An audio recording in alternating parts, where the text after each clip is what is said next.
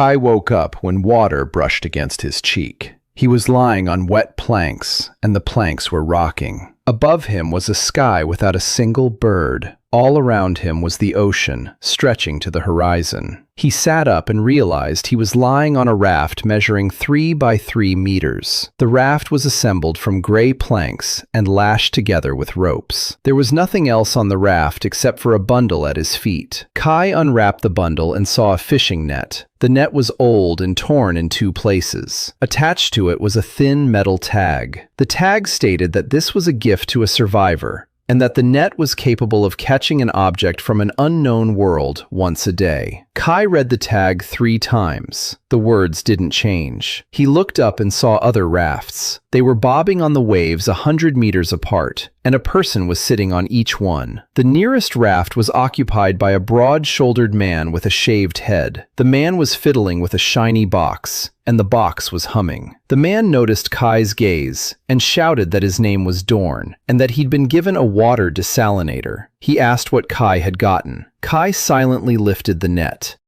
Dorn looked at the torn mesh and laughed so hard that his raft rocked. He shouted that the world had drowned, and that now every object decided who would survive and who wouldn't. He shouted that a torn net was a death sentence, and that Kai should have been born luckier. From a distant raft, a woman with a long harpoon in her hands called out. She said her name was Selma, and that it was foolish to laugh at someone else's lot. Then she looked at the net and added that Dorn was right after all. Kai didn't argue. He ran his fingers over the mesh, and his hands began tying knots of their own accord. His fingers remembered this work better than his mind did. Once, he'd spent entire shifts mending the rigging on an offshore drilling platform in the middle of the sea, and the knots had become second nature to him. He tightened the last knot, and the holes disappeared. The net was whole again. Dorn shouted that even a whole net was useless because the fish had gone deep after the flood. Kai took a swing and cast the net into the water. The net sank beneath the surface and tightened. The rope trembled and pulled the raft to the side.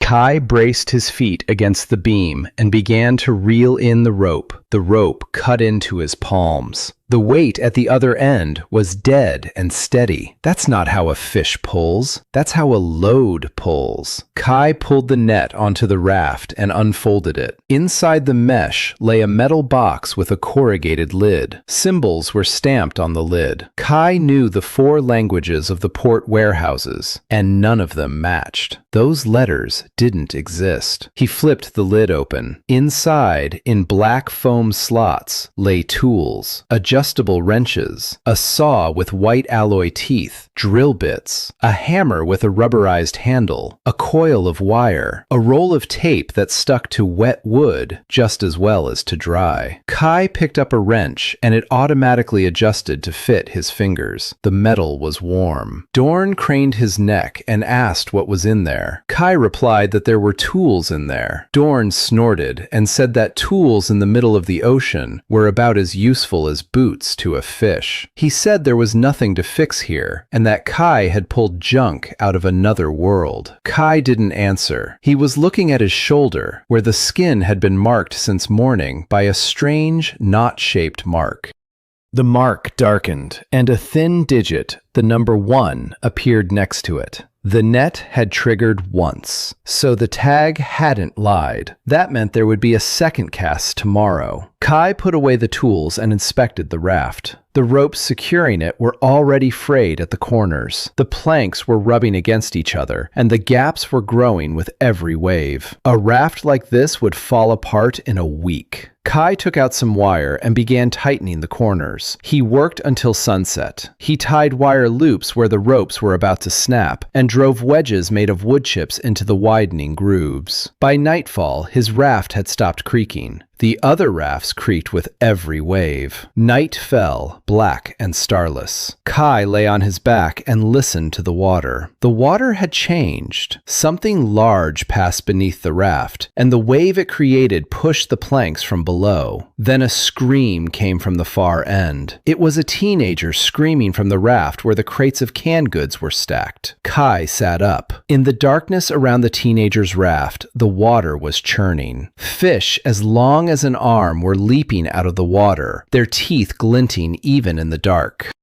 The fish were flinging themselves onto the logs and tearing at the rope. One bit through a fastening, and a corner of the raft sagged. Teenager was beating them with an oar and crying. Dorn yelled for everyone to move anything valuable higher up. Selma threw her harpoon and pinned one fish to a log. That didn't stop the others. Kai estimated the distance. It was 40 meters to the teenager. Kai grabbed a coil of rope they'd hauled up that afternoon, along with a box, and tied it around his waist. He jumped into the black water. The water was freezing. He swam, counting his strokes to keep fear from taking hold. On the rig, they'd been taught that panic in the water kills faster than the cold. He swam over and pushed himself onto the sagging corner. The toothy fish clamped onto his boot, and he struck it with the hammer that was still hanging from his belt. The fish released its grip. Kai shouted at the teenager to shine the flashlight from his kit on him. The teenager raised the flashlight with trembling hands. Kai tied the severed rope with a wire twist and wrapped duct tape around it. The tape gripped the wet wood tightly. The corner rose out of the water.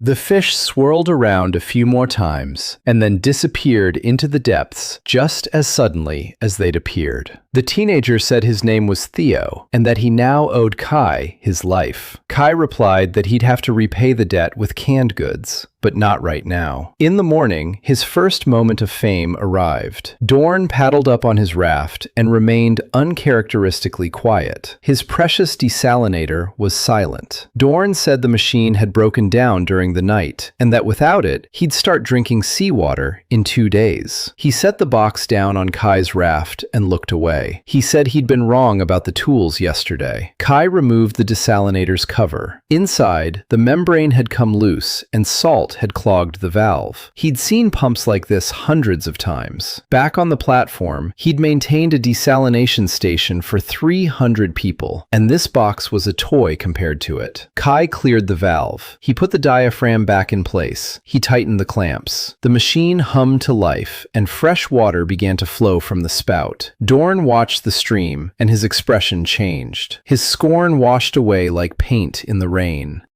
He said he was willing to pay for the service with water. He said it loudly, and the other rafts heard him. By noon, a line of 4 rafts had formed in front of Kai. Selma brought a cracked harpoon shaft. An old man from the next row brought a radio that hissed and then fell silent. Kai repaired them and accepted payment in the form of food, water, and ropes. By evening, his raft was piled high with supplies to last a week. Dorn sat nearby, counting out the others' goods aloud. He said that in a single day, the torn net had brought in more than his desalinator. Kai replied that it wasn't the net that had brought it in, but their hands. But he himself was thinking about something else. He was thinking that the tools were only the first step. The mark on his shoulder itched. The number next to it went dark, and the knot glowed. A day had passed. The net was ready again. Kai stood at the edge of the raft. Everyone nearby fell silent and watched. He took a swing and cast the net into the dark water. The rope sank and hung loosely. For a minute, nothing happened. Then the rope tugged so faintly, it was as if there were a sheet of paper at the other end.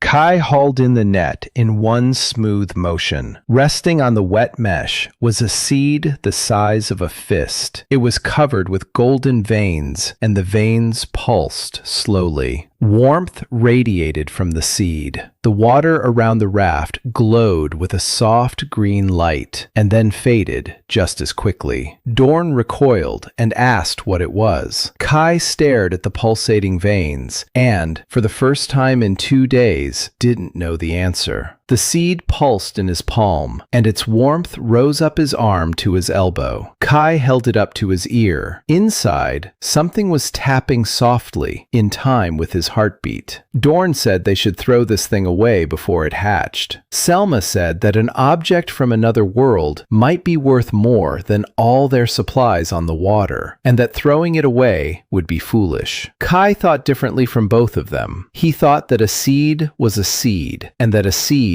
needed soil. There was no soil for 1,000 kilometers around, but during the day, his net snagged old objects from the sunken world's seabed as he cast it, just like a fisherman, not like the first time. Ordinary casts didn't drain the tag's power and brought up the usual junk. Among the junk was a plastic container full of bottom silt. Kai poured the silt into a cut-open canister and pressed the seed in to a depth of a finger. He watered it with fresh water from Dorn's plate. He placed the canister in the center of the raft and lay down to sleep. He was awakened by a crack. The canister had burst. A sprout as thick as a wrist was sticking out of the silt, and it was growing right before his eyes. The roots hung over the raft and entered the water. As soon as they touched the sea, the growth accelerated. The roots spread out beneath the raft and wrapped around every plank.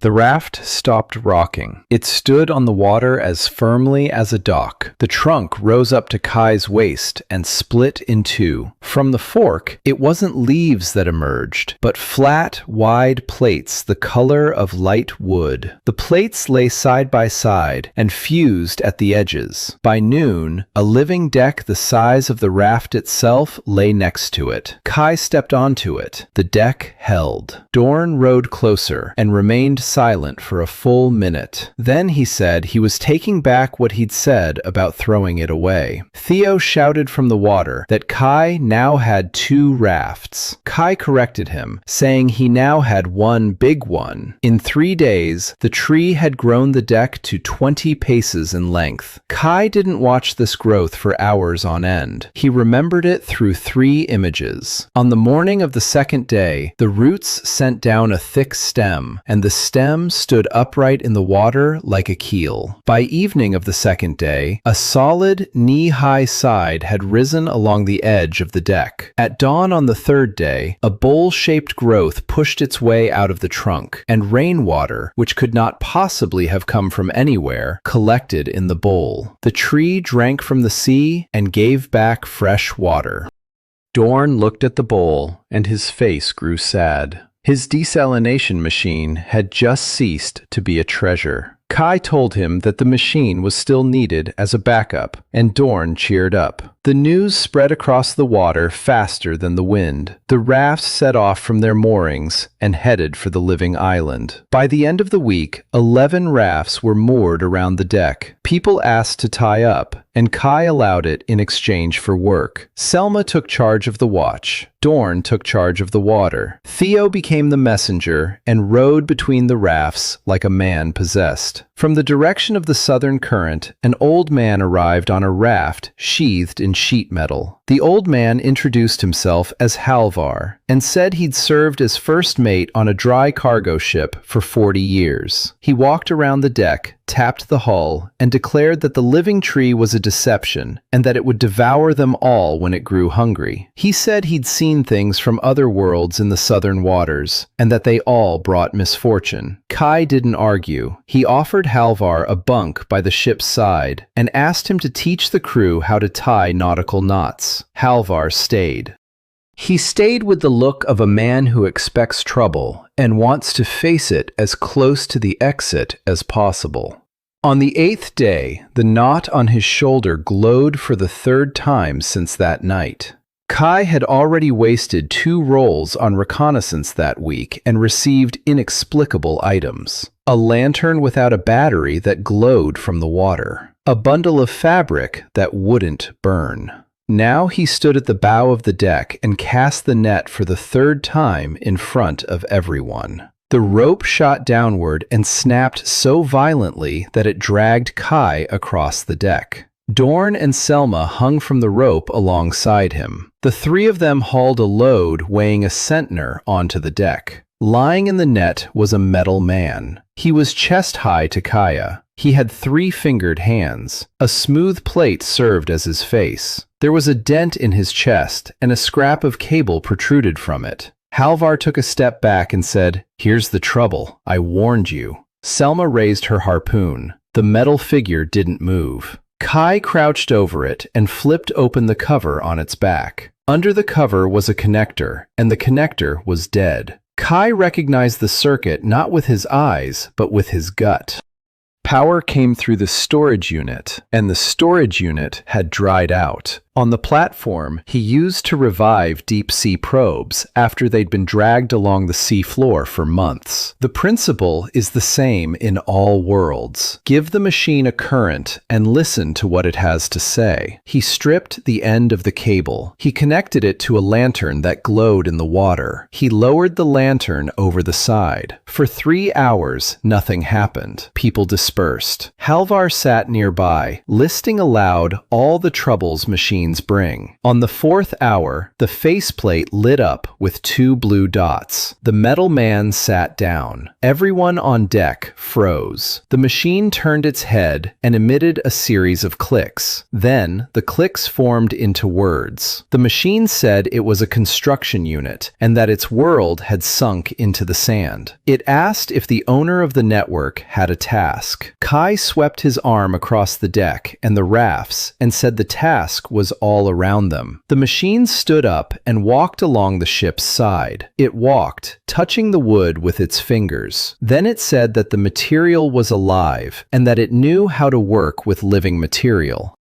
By evening, the machine had built a drawbridge between the deck and the rafts out of spare planks. It worked without stopping and without making any mistakes. Theo followed it around and gave it the name Remo. The machine said it accepted the name. Halvar watched as Remo tied his favorite double bowline knot faster than he could, and the old man's face crumpled like paper. That evening, he approached Kai and said that in 40 years, he'd never changed his mind faster than he had in a week. He said that the tree nourished people, and the machine was building a house, and that he no longer understood where the trouble lay. Kai replied that trouble always comes to those who are unprepared. He said it lightly, but the words turned out to be heavy. The next morning, Selma woke him before dawn. She was lying on the edge of the deck, looking out to sea through the tube of an old spyglass. To the north, right on the horizon, stood a catamaran with a slanted sail. It remained there for an hour without drawing closer. Then a red spark rose from it into the sky and faded. Selma said that's not how you call for help. She said that's how you send a signal to your own people.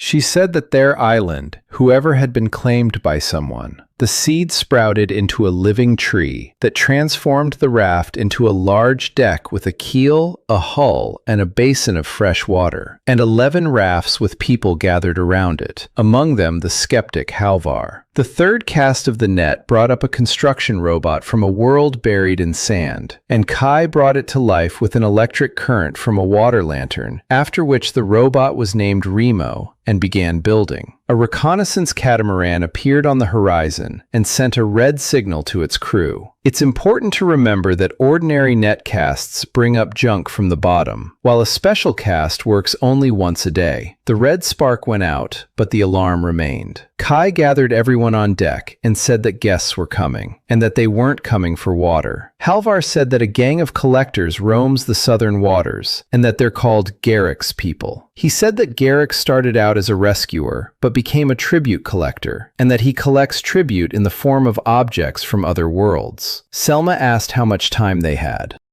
Halvar replied that the scout travels a day ahead of the main forces. Kai looked at his domain through the eyes of a stranger. A living tree, a robot, a network. 3 reasons to stay, and not a single reason to leave. He divided the day into hours and assigned the hours to the people. Remo was tasked with raising the sides to chest height and growing root spines underwater along the entire perimeter. The tree obeyed the robot's touch as it would obey a skilled hand. Dorn was tasked with pumping all the fresh water into tanks and hiding the tanks below deck. Selma was tasked with assigning people to their posts and distributing spears from from the supplies. They was tasked with gathering all the mirrors and pieces of tin from the 11 rafts. Halvar asked why they needed the mirrors. Kai replied that they had nothing to shoot with, and that instead of gunpowder, they would have the sun. At noon, the knot on his shoulder filled with light, and Kai cast his net. He pulled it in, hoping for a weapon. Inside the net lay an egg. It was the size of a barrel and covered with a pearlescent shell. The shell was warm. Something was stirring slowly inside.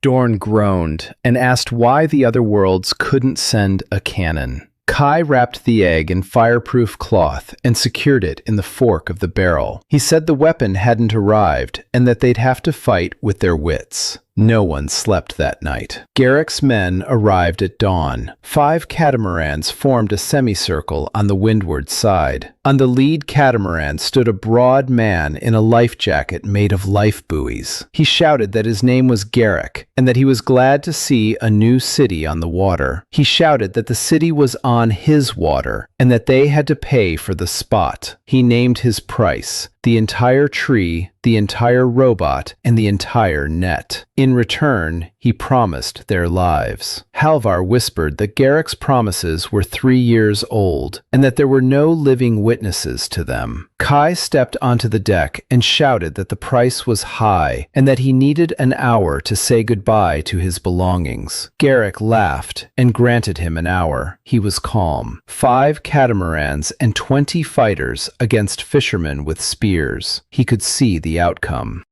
What he didn't see was that in an hour the sun would rise above the horizon behind him, and in front of Kai's ship, on the water, lay bound rafts with mirrors. The hour was up. Garrick gave the order, and the catamarans moved forward. Kai waved his hand. 20 mirrors turned at once and caught the low sun. 20 flashes blinded the helmsman. The lead catamaran lurched and crashed into an underwater root spike. The spike drove into the left float like a nail into a board. The catamaran capsized. The second crew let go of the tiller, shielding their eyes with their hands, and the second catamaran was ground against the first.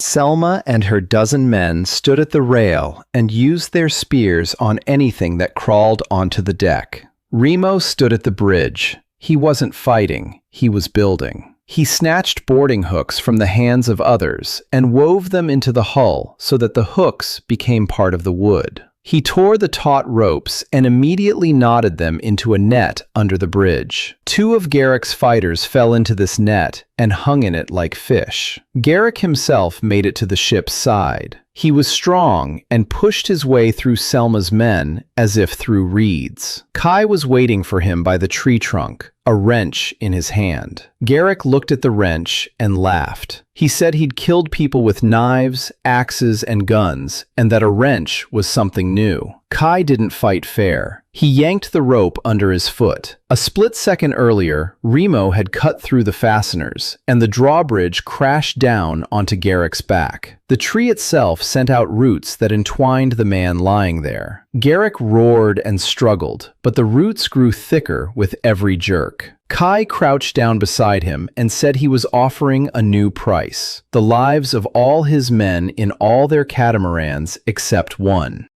On the last one, he allowed them to leave by rowing. Garrick rasped that Kai would regret it. Kai replied that he already regretted wasting the mirrors on him. By noon, it was all over. 4 catamarans stood by the bridge like trophies. Garrick's men crammed onto the 5th and rowed south without looking back. No one on deck had died. 3 had cuts, and Selma had a broken shoulder. People were shouting and hugging each other. Dorn walked among the captured catamarans, counting the spoils aloud: sails, ropes, 2 crossbows, barrels of fuel for the burners. He said that in a single morning, they doubled their wealth. Halvar wasn't celebrating. He sat on the gunwale and looked south. Kai sat down beside him. Halvar said that Garrick was a jackal, and jackals run in the shadow of lions. He said that Garrick didn't collect tribute from these waters for himself. He said that the rusty shore fleet was stationed to the south and was led by a man named Valen. He said that Valen had an iron barge with a real cannon and 50 pennants. He said that the jackal would run to the lion and tell him about an island where a tree makes water and where a net hauls in wonders from other worlds. Kai listened and felt the morning's victory growing cold in his hands. In the evening, the people sang by the torches while he checked the egg in the fork of the tree trunk. The shell had grown hotter. The stirring inside had grown stronger. Kai pressed his palm against the shell, and something inside pushed back toward him. The first crack ran across the mother of pearl from the point of contact. Kai prepared the island for an attack and defeated Garrick's gang without any losses, using solar mirrors, the underwater root spikes of the robot Remo, and a trap with a bridge, after which seized 4 catamarans. A daytime netcast yielded a warm mother-of-pearl egg, which developed its first crack by evening. Halvar warned that Garrick had served Valon, the master of the Rusty Shore fleet, with an iron barge and a cannon, and that now the Lion would learn of the island. It's important to remember the captured crossbows, fuel, and Selma's shattered Selma's shoulder. The crack crept across the shell all night. By dawn, the egg had split into 2 halves, and a creature the size of a cat lay in the fork of the tree trunk. It had a long body covered in blue scales, 4 webbed paws, a flat tail like an oar. Folded fins resembling sails lay on its back. The creature opened its eyes. The eyes were golden with vertical pupils. It looked at Kay and whimpered with hunger. Theo was the first to say aloud what everyone was thinking. He said it was a dragon. Halvar said that sea dragons were just stories his grandfather used to tell. Then he saw the creature with his own eyes and fell silent. The little dragon slid down the tree trunk, fell into a basin of fresh water, and lapped up half of it. Then it demanded food with a scream that made everyone's ears ring. Kai gave it some dried fish. The little dragon devoured an adult's daily ration and fell asleep on Kai's lap. Selma asked what they would name the creature. Kai looked at its blue scales, the color of deep water, and said the creature's name was Nereus. Nereus grew as only creatures from other worlds can grow. Kai recorded this growth in 3 paintings. By the end of the first week, Nereus was the size of a dog and had learned to leap out of the water onto the deck over the side. By the end of the 3rd week, he was the size of a boat and brought up 2 tuna from the bottom with each dive. By the end of the 6th week, his back rose above the rail, and when he spread his sail-like fins, a shadow covered the island. It became difficult to feed him, and he began to feed the island himself. People grew accustomed to him faster than Kai had expected. The children from the captured rafts rode on his tail. Dorn built him a floating feeding trough out of 2 catamarans. Only Halvar circled the dragon at a distance for a long time before finally giving in. He was spotted at night, scratching the sleeping Nereus's chin. Meanwhile, the island had ceased to be an island and had become a city. Rumors of water and protection drew people from all over the Dead Sea. By the end of the 2nd month, 40 rafts and 6 sailing docks were moored at the bridges. Remo built without sleep. The tree drew bottom silt from the sunken fields through its roots and grew wider. A market sprang up where fish were traded for cloth and fuel for tools. A man who knew how to heal appeared, as did a man who knew how to make soap. A trade caravan of 3 barks arrived from the east. It was led by a gaunt man with a pigtail named Olmar.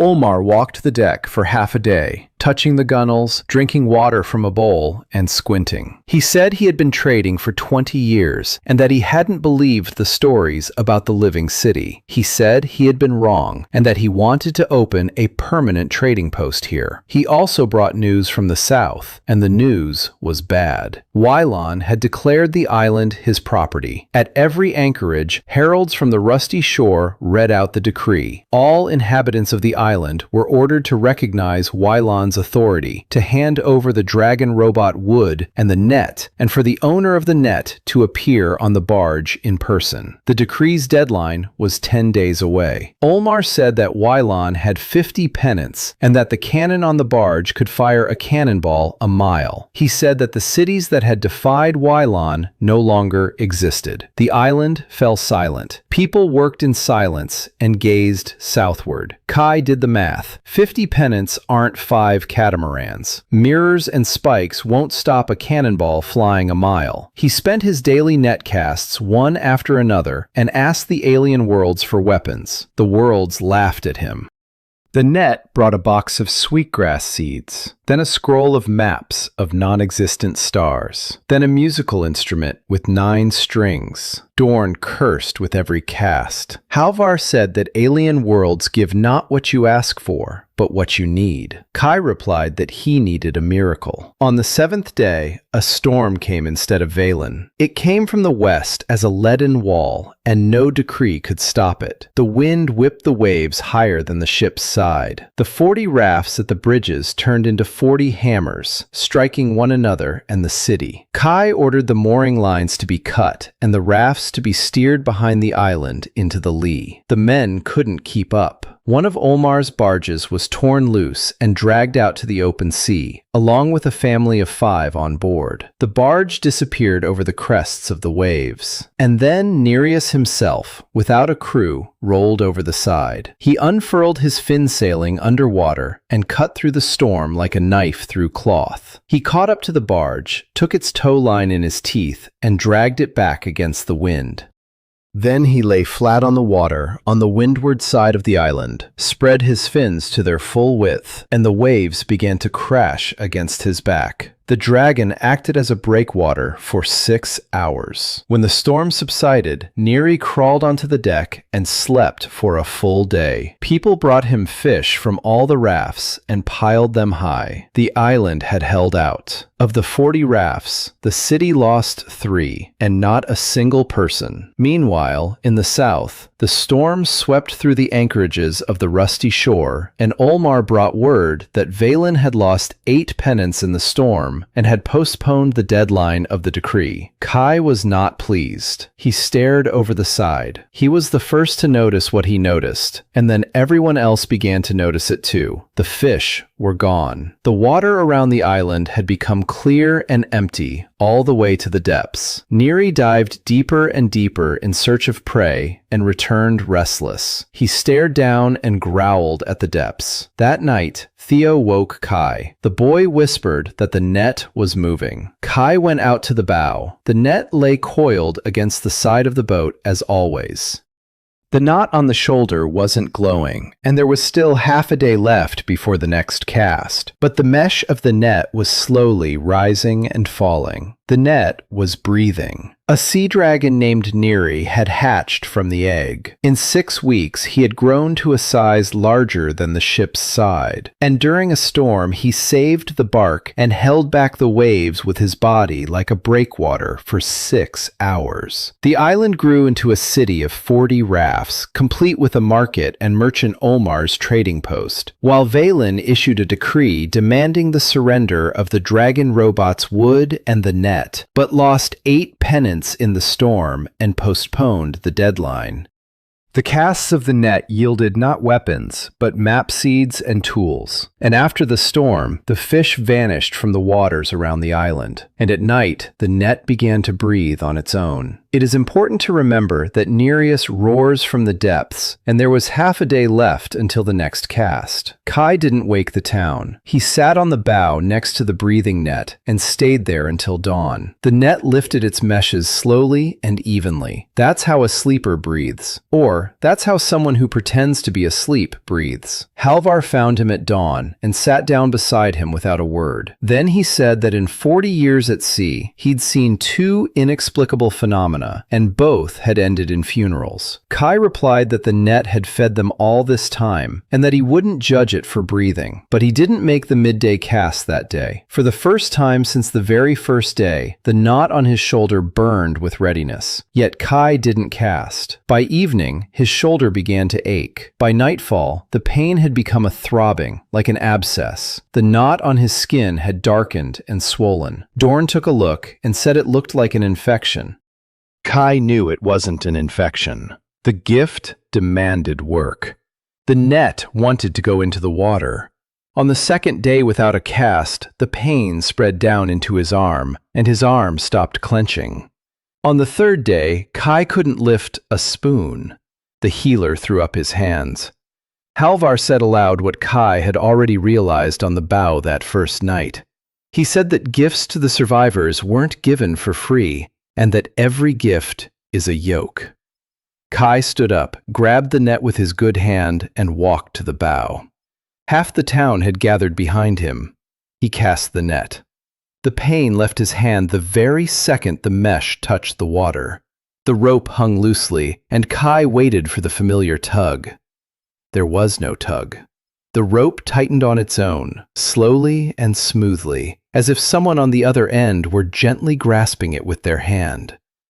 Then a glow emerged from the depths, not green like on seed day, white, cold. It rose as a broad patch, and the patch was half the size of the island. Neri roared and pressed himself against the deck like a puppy. The dragon, as big as a house, was trembling. The people backed away from the gunwales. Kai began to reel in the rope, and it came in easily. Too easily for a light like that. He pulled and counted the meters. At the 40th meter, a net appeared from the water. A creature sat in the net. It was the size of a 10-year-old child, a slender white body without scales or hair, long arms folded across its knees. Its head was bowed. The creature sat in the net as calmly as a passenger in a boat. It hadn't gotten tangled. It was holding onto the mesh with its fingers. Kai hauled the net over the side, and the creature stepped gently onto the deck on its own. It stood up to its full height and raised its head. It had no face. There was a smooth white surface, and eyes opened on that surface. First two, then two more above them, then another row. 7 pupilless eyes stared at Kai, and in each one he saw his own reflection. Selma raised her crossbow. Remo stepped between the creature and the people, and the blue dots on his faceplate glowed brighter than usual. Remo made a long clicking sound and said that he recognized such signatures, and that in his world, buried in the sand, they were called shove. The creature turned its head toward the robot's voice, and then words rang out inside Kai's head, not a sound. Words that appeared instantly inside him, like his own thoughts, but in a stranger's voice. The same thing happened to everyone at once. People clutched their temples. The creature spoke to everyone at once, and Kai repeated its words to himself so he wouldn't go mad from the way they sounded. The creature said it was the guardian of the bulkhead between worlds. It said the worlds lay close together, like the compartments of a single sunken ship, and that the bulkheads kept each world's water contained within it. It said Kai's net was not a gift. The net was a needle. Every cast pierced the bulkhead and pulled out an object, and the puncture remained. It said that the punctures do not heal. It said that it had been following the trail of the punctures for a long time, and that it had come to sew them up before the compartments began to connect. Then it turned all 7 eyes toward the net in Kai's hands, and said something that sent a chill down his spine. It said it was too late. It said that those who know how to find holes from the other side had already passed through the old punctures. It said that the tools, the tree, the machine, and the dragon had come here by accident, like debris through a crack. And in the wake of the debris, those who tear the cracks wider always follow. Halvar asked in a hoarse voice how many breaches there had been. Kai answered before the creature could. He remembered every throw. He said he had made that special throw 51 times. The creature confirmed it. 51 holes in this world's bulkhead. And it added that 14 of them had already been widened from the other side. Night fell quietly over the city, and no one left the deck. Then Theo screamed and pointed north. Everyone turned around. Right on the horizon, in the black water, stood a cold, white glow, just like the one that had risen beneath the net. Kai slowly scanned the horizon. A second glow stood in the east, a third in the southeast. A fourth was barely visible in the west. He counted the lights in the black water, and his lips moved of their own accord. There were 14 lights. Kai hadn't cast the net for 2 days, and the gift had begun to cripple his hand with pain, showing him that the net was a yoke that demanded work. A forced cast brought up from the depths a white, seven-eyed creature, a guardian of the partitions between worlds that spoke through thoughts, and which even Nereus feared, while Remo called it Sue. The guardian explained that each special cast pierced a partition between worlds, that there were 51 such piercings, and that 14 of them had already been widened by someone from the other side. That night, 14 white lights flared up on the horizon around the island. It is important to remember that all of Kay's discoveries entered this world by accident, like debris falling through the cracks, and those who tear the cracks wider follow in their wake. No one left the deck that night. 14 white lights stood on the horizon and did not move. People watched them until dawn, and at dawn, the lights dissolved into the gray light of day, but everyone knew they hadn't gone anywhere. The guardian stood at the bow, motionless as if carved from bone. Kai approached him and asked aloud what would happen next. The answer came immediately to his mind. The watcher said that the holes glow when seekers press against them from the other side.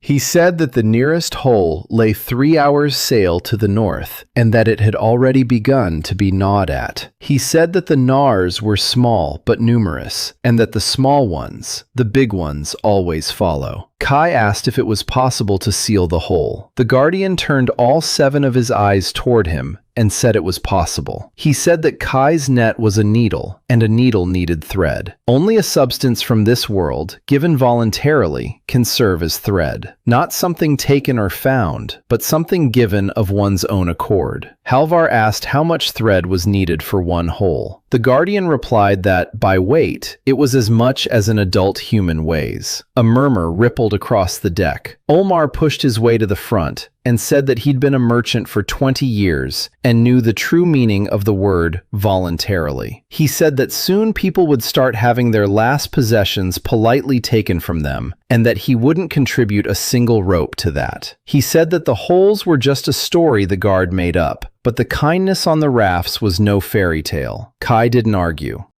He went to his corner of the deck and returned with the toolbox from the first hold. He set the box down at the guard's feet and said he was handing it over. Dorn grunted and dragged over his desalinator, which had been sitting idle for 2 months, but which he still loved like a firstborn child. Selma placed her harpoon on top, one she hadn't parted with since day 1. Theo brought 2 cans of preserved food from his untouched stash and said he was paying his debt. Halvar took the bosun's whistle, a 40-year-old service piece, from around his neck and laid it down in silence. Within an hour, a mountain had grown at the guard's feet. These people weren't carrying junk. They were carrying things they cherished. The guard touched the mountain with his long fingers, and the mountain began to melt like salt in water. The objects lost their shape and flowed into his palm in silvery strands. The strands coiled into a skein of fine thread, and the thread glowed with the same cold light as the fires on the horizon. Olmar watched this, and his narrowed eyes opened wider and wider. He removed from his belt the trading scale he'd used for 20 years and silently tossed it into the melting mountain. Then he said he was taking back his words, and that, for the first time, he was seeing merchandise that couldn't be bought. By noon, they set out northward. They traveled on 2 captured catamarans, Kai with a net and a line, the Guardian, Selma with a crossbow. Remo, Neri swam alongside them underwater, and his shadow lay beneath the catamarans like a second bottom. They spotted the hole from a distance. A white patch of light, 100 paces wide, lay on the water, and the water within the patch stood still as glass. Along the edge of the patch, the water was boiling. Kai steered the catamaran closer and saw what was causing it to boil. Creatures resembling crabs made of cloudy glass were crawling along the edge of the light. Each was the size of a palm. There were thousands of them. They weren't gnawing at the water, they were gnawing at the light itself along the edge of the hole, and wherever they passed, the patch grew wider. Remo made a long clicking sound and said he remembered creatures like these. He said that in his world they were called the Sharpeners, and that after the Sharpeners came those who enter. Selma asked how to destroy the glass. Remo replied that there was no way to do so, and that the only option was to outrun them. The guard climbed up to the bow and said he'd hold the edges of the hole while Kai had to run a needle along the rim. He said they'd have to sew from underwater and that they'd have as much time as the Guardian could hold out. Kai tied himself to a rope, climbed onto Nereus's back, and took the net with the thread woven into it. The dragon slipped underwater gently, without a splash. Underwater, the tear looked different than it did from above. It wasn't a hole, it was a slit in the water itself, and through the slit another world was visible. Kai saw a yellow sky beyond the slit, and rocks hanging in that sky. Shadows moved between the rocks, and the shadows were the size of the rocks. He forced himself not to look any further. He brought the net to the lower corner of the slit, and the net itself reached toward the edge as if it were alive. The thread passed through the edges of the light, and the edges began to pull together behind it, like fabric following a needle. Kai guided the net along the slit, while Neri held it against the current, just as a good assistant holds a board. The sharpeners sensed the seam. They rained down from the edge like a hail of glass and clung to the net. They gnawed at the thread. Neri lashed out with his tail and crushed them by the dozen, but new ones poured in to replace the ones he'd crushed. Above, the Guardian held the edges, and from its white body, a thread of light extended into the water like a root. Selma fired at large clusters of sharpers, and bolts wrapped in non-flammable fabric knocked them down in bunches. Kai sewed. He didn't think about the shadows beyond the cut or about the yellow sky watching his back. He thought stitch by stitch, just as he had once thought bolt by bolt on the platform when he was repairing a fastening during a storm at a height of 40 meters. Work saves one from fear better than bravery. There was just one last cubit of the slit left when a hand slipped through the narrowing gap from the other side. The hand was long and gray, and it had too many fingers. The fingers grabbed the edge and pulled the slit back. The light crackled. The guard above staggered. Kai heard his voice in his head, no longer steady, but ragged. The Guardian told him to stop. Neri lunged forward and clamped his jaws down on the gray hand. The hand didn't tear. It was as hard as an anchor chain. Then the dragon braced all four paws in the water on either side of the slit and pulled back with the full weight of his grown body. The hand gave way by half a palm's width. That was enough for Kai. He sewed the last stitch and pulled the thread tight. The gash closed, and the severed hand with its extra fingers slowly sank to the bottom, crumbling into gray dust. The light went out. The water within 100 paces all around became ordinary dark water. The sharpeners, stripped of their edges, froze and began to sink like ordinary glass. Kaya was pulled onto the catamaran, and he lay on his back for a long time, gazing at the sky of this world. The sky was gray and familiar. On the way back, the Guardian sat at the stern, and his white body was duller than it had been that morning. Kai asked how many threads he had left for the remaining holes. The Guardian didn't answer right away. He said he'd come to this world with enough thread for 51 punctures, but had used more than he'd expected on the journey. He said he had enough of his own thread left for 3 holes. The rest would have to be gathered from what people gave up. Kai mentally calculated the weight of an adult, multiplied by 13, and said nothing. The city greeted them with shouts from the watchtower that Remo had erected last week. At first, Kai thought they were shouting with joy. Then he went up on deck and saw Olmar's face. The merchant was holding a scrap of a report from the mailboat. He said that Velan was coming from the south, not just a reconnaissance force, nor even half his forces.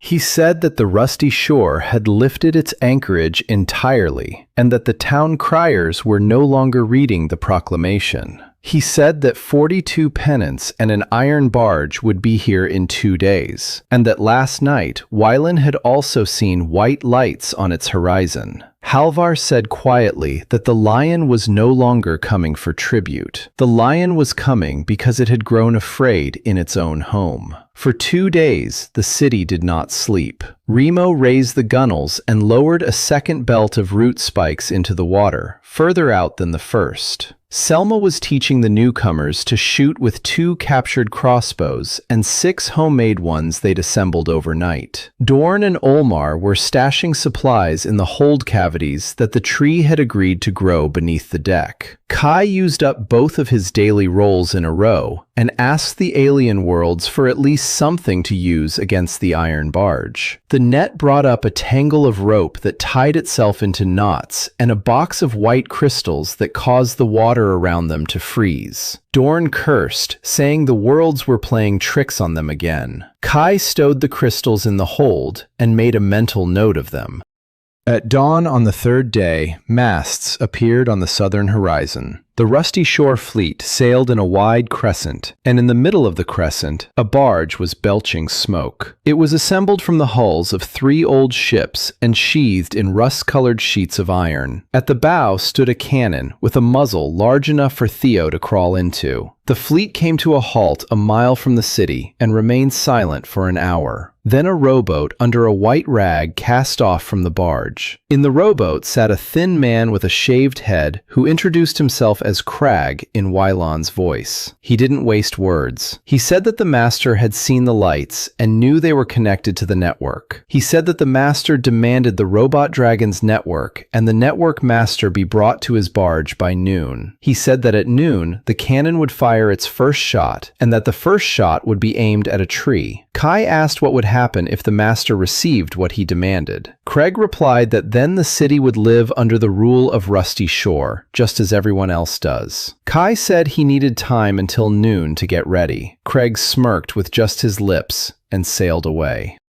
Halvar said that 42 pennants weren't the same as 5, and that they couldn't get away with using mirrors here. Kai replied that he hadn't intended to get away with using mirrors anyway. He was planning to stall for time, because he had seen something that Vaylon hadn't. That night, while on watch, he looked toward the southeast and counted. The white light that had been there 3 days ago had shifted over those 3 days. Lights aren't supposed to move. Holes don't float, so it wasn't the hole that was moving. That meant something large had already entered through that hole and was moving along the lights as if following landmarks. And it was heading toward the largest concentration of life in these waters, toward the fleet. Noon hadn't yet arrived. An hour before noon, the water a mile behind the fleet swelled into a hump. The hump grew and burst, and a body rose from it. It was as long as a rope between worlds, and segmented like a worm. Each segment was sheathed in plates the color of old copper, and a white light shone between the plates. The worm lay on the water, and its eyeless head opened into 4 petals. Inside the petals were teeth arranged in circles.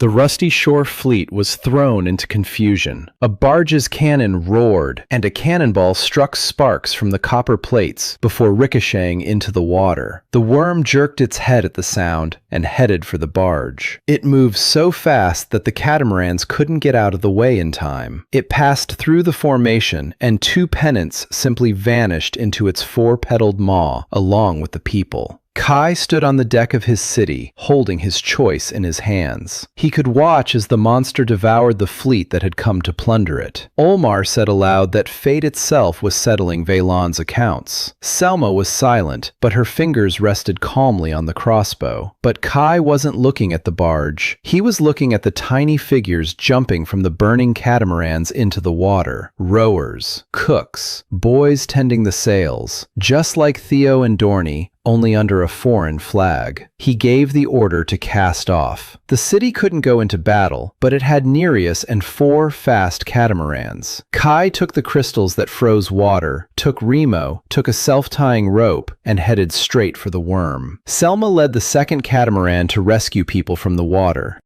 The worm had just wrapped 2 rings around the barge, and iron had seeped out from beneath its plates. On the barge, Kai saw Velan for the first time. The master of Rusty Shore was elderly and heavy-set, and he made no attempt to hide. He stood by a cannon that was being manually aimed. His face was pale, but he gave his commands with precision. Next to the cannon, a gunner with a gray braid was at work. She spotted the approaching catamaran and shouted that strangers weren't welcome here. Kai shouted back that they should aim not at the body, but at the gap between the segments when he gave the signal. The gunner replied that she didn't take orders from fishermen.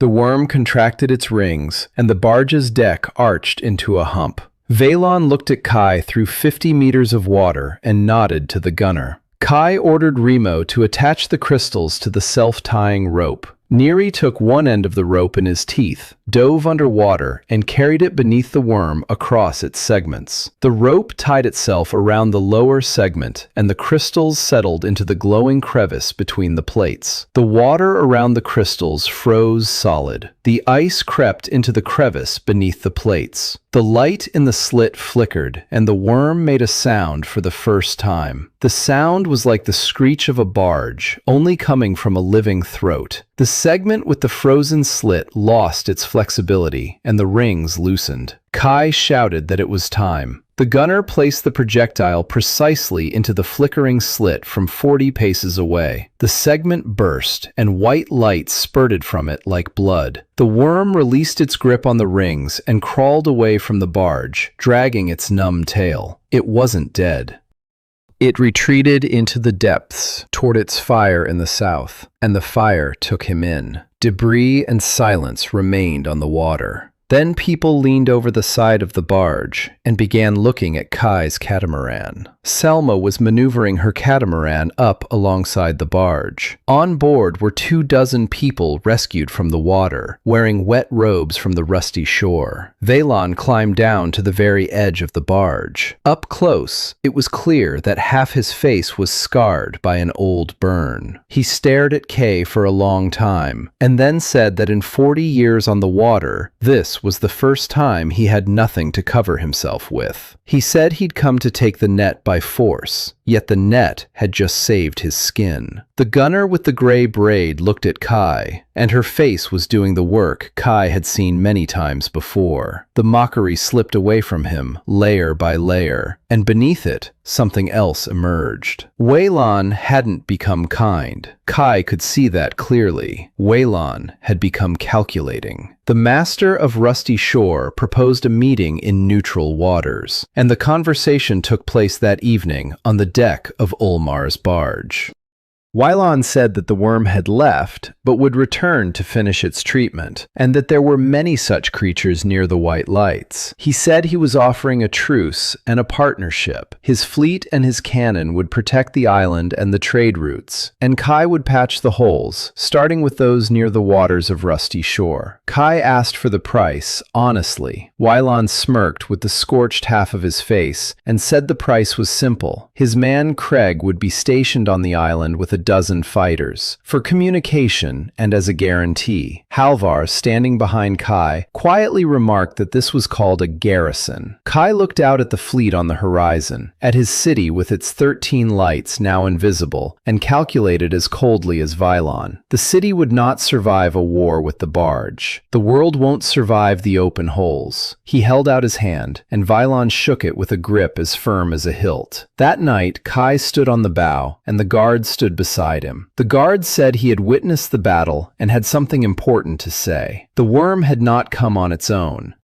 Worms do not venture against the cold water into a foreign compartment without a driver. Kai asked who was driving it. The guard was silent for a long time. Then he said that when Kai was sewing the first hole from the other side, someone was watching him, and that the one who was watching now knows what the needle looks like and whose hands it is in. Weylon's fleet arrived with an ultimatum, but before the deadline, an armored worm emerged from the shifting fire and began destroying the fleet. Kai decided to save the people and immobilize the worm with freezing crystals on a self-tying rope, after which the barge's gunner finished off the segment with a shot at the glowing rope. The wounded worm retreated into its fire, and Wylon struck a truce with Kai on the condition that Kai patch the holes in the southern waters, and that a garrison of 10 of Craig's fighters be stationed on the island. The guard reported that the worm had come with a herder, and that the one watching from the other side now knew about the needle and its master. It is important to remember Wylon's scorched face, the gray-haired spotter, and that 13 fires remained. Cragg and his 10 men took their positions at the far end of the deck the very next morning. His men didn't get cocky or offer to help. They watched and took notes. Craig followed Kai on every cast of the net and kept track of the catches aloud. Dorn grumbled that living under someone else's watchful eye was worse than living in the rain. Kai replied that the watchful eye was the price of the cannon and that he knew the price when he paid it. For the next 10 days, the city and the fleet worked as one, albeit without enthusiasm. Kai patched the second hole along the trade route to the east, then a third, half a day's sail from the rusty shore anchorage. Both were harder to seal than the first. At the second breach, there were 3 times as many grinders, and Neary returned with the edge of his plates slashed to shreds. At the third, gray hands kept reaching out of the crack until the very end, and the guard didn't move from his post for a full day after the repair. His white body turned gray as an old bone. The thread from his supply ran out. For the fourth hole, the city once again gathered a mountain of offerings, and the mountain grew more slowly than the first time. People were no longer giving what they could spare. People were giving what they needed. 10 lights remained, and every evening Kai counted them from the watchtower, just as a shepherd counts the wolves among his flock. On the 11th night, a guard woke him. For the first time, the guard himself had summoned him to the watchtower. Kai stepped out onto the bow. The guard stood by the net, all 7 of his eyes open in the darkness. He said he had to show Kai what he'd been hiding, because it was too dangerous to keep it hidden any longer. He ordered Kai to take the net and throw it, but not into the water. He told him to throw it into the air above the water, and to focus his thoughts on the other side. Kai took a swing and threw it. The net unfurled in the air and did not fall. It hung there, its mesh stretching into a frame, and inside the frame, the air condensed into a murky window. Beyond the window was neither water nor a yellow sky with cliffs. Beyond the window was twilight, and within that twilight hung this very world. Kai saw it as one sees a ship from the depths, a huge dark hull with glowing points where it had been pierced.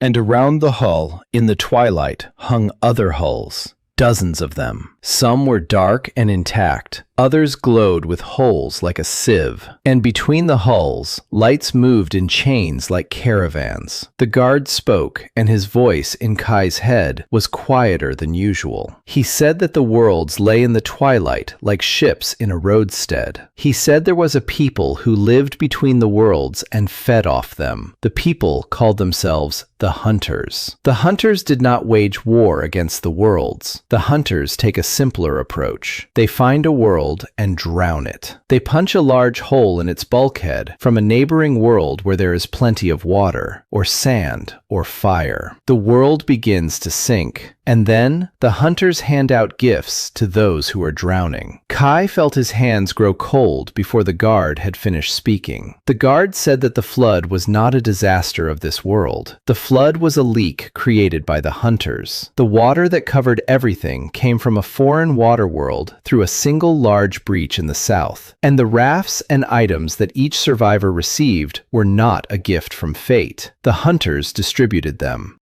Every item with a tag is a tool that pierces the bulkhead from the inside. Kai's net was the strongest of those distributed, but not the only one. Every survivor with a gift is out there somewhere, making their own punctures every day without even knowing it. The world is a sieve, and the sieve is made by the very hands of those who are drowning. And when there are enough punctures, and the bulkheads have thinned, the Hunters will enter and take everything. Beasts, trees, machines, people. That's how they took Remo's world, burying it in sand. That's how they took the world of the yellow sky. Kai stood and looked through the mesh frame at the caravans of lights between the worlds. He asked why the guard was only saying this now. The guard replied that he was afraid. Whoever learns the truth begins to act, and whoever takes action becomes visible. But now it's too late to hide, because the one who was watching has already found them, and the caravan of lights traveling farthest to the right turned this way 3 nights ago. Kai shifted his gaze. The outermost chain of lights in the twilight was indeed pointing straight at them like an arrow. He asked how much time they had. The guard said that between worlds there is no time measured in days, but based on experience from past worlds, it takes 1 to 3 moons from the caravan's turn until it reaches the entrance. Kai lowered the net and the window went dark. He sat down on the planks. He had thought he was protecting the city from gangs and the hole from creatures, but it turned out that the whole world was a hold into which they were already descending via a ladder. In the morning, he convened a council. Halvar, Selma, Dorn, Olmar, Remo, and, by virtue of the truce, Craig. He told them everything. Dorn was the first to break the silence and said he didn't believe it. He said that the guard was an outsider, and that an outsider could make up any terrifying tale to control them. He said he'd seen the worm and the hands, but hadn't seen any hunters. Kai didn't argue with words. He took the net, led the council out onto the bow, and opened the hatch into the twilight in front of everyone. Dorn stared at the hanging worlds and the caravans of lights for a long time. Then he sat down right on the planks and said that he'd been fixing machines his whole life and could always spot factory work at a glance. He said that the flood was factory work. That was enough for him. Craig stared into the frame longer than anyone else, and for the first time, his accountant's face came alive. He said the owner had to see this with his own eyes. Kai replied that he would show him, but before the demonstration, the guard said one last crucial thing. He said there was no point in patching the 10 remaining holes anymore. As long as the large breach through which the flood had come remained open, the bulkhead would not heal. All the small punctures radiate from it, like cracks from a breach. Sealing the breach means stopping both the water and the cracks, and then the small holes can be patched up without trouble. Kai asked where the breach was. The guard turned all 7 of his eyes toward Craig and said that the breach lay at the bottom of the southern waters, exactly beneath the spot where the iron barge and the rusty shore dock are located. Valen built his home on the edge of the world's wound. Craig stood up. He said that now he understood why there had always been so many finds from the bottom of the southern waters. He said that for 20 years, the master had been raising iron and objects from the bottom near the docks, things that were not made in this world, and that all his power rested on that iron. He said this and trailed off. Kai finished aloud for him what Craig was afraid to say. Waylon doesn't just live on the edge of the breach. Waylon feeds on it, and it will be very difficult for a person who feeds on the world's wound to agree to close it. Kai sewed up the second and third holes. 10 lights remained, but the Guardian's thread had run out, and the city is gathering materials for new threads, a task that grows ever more difficult.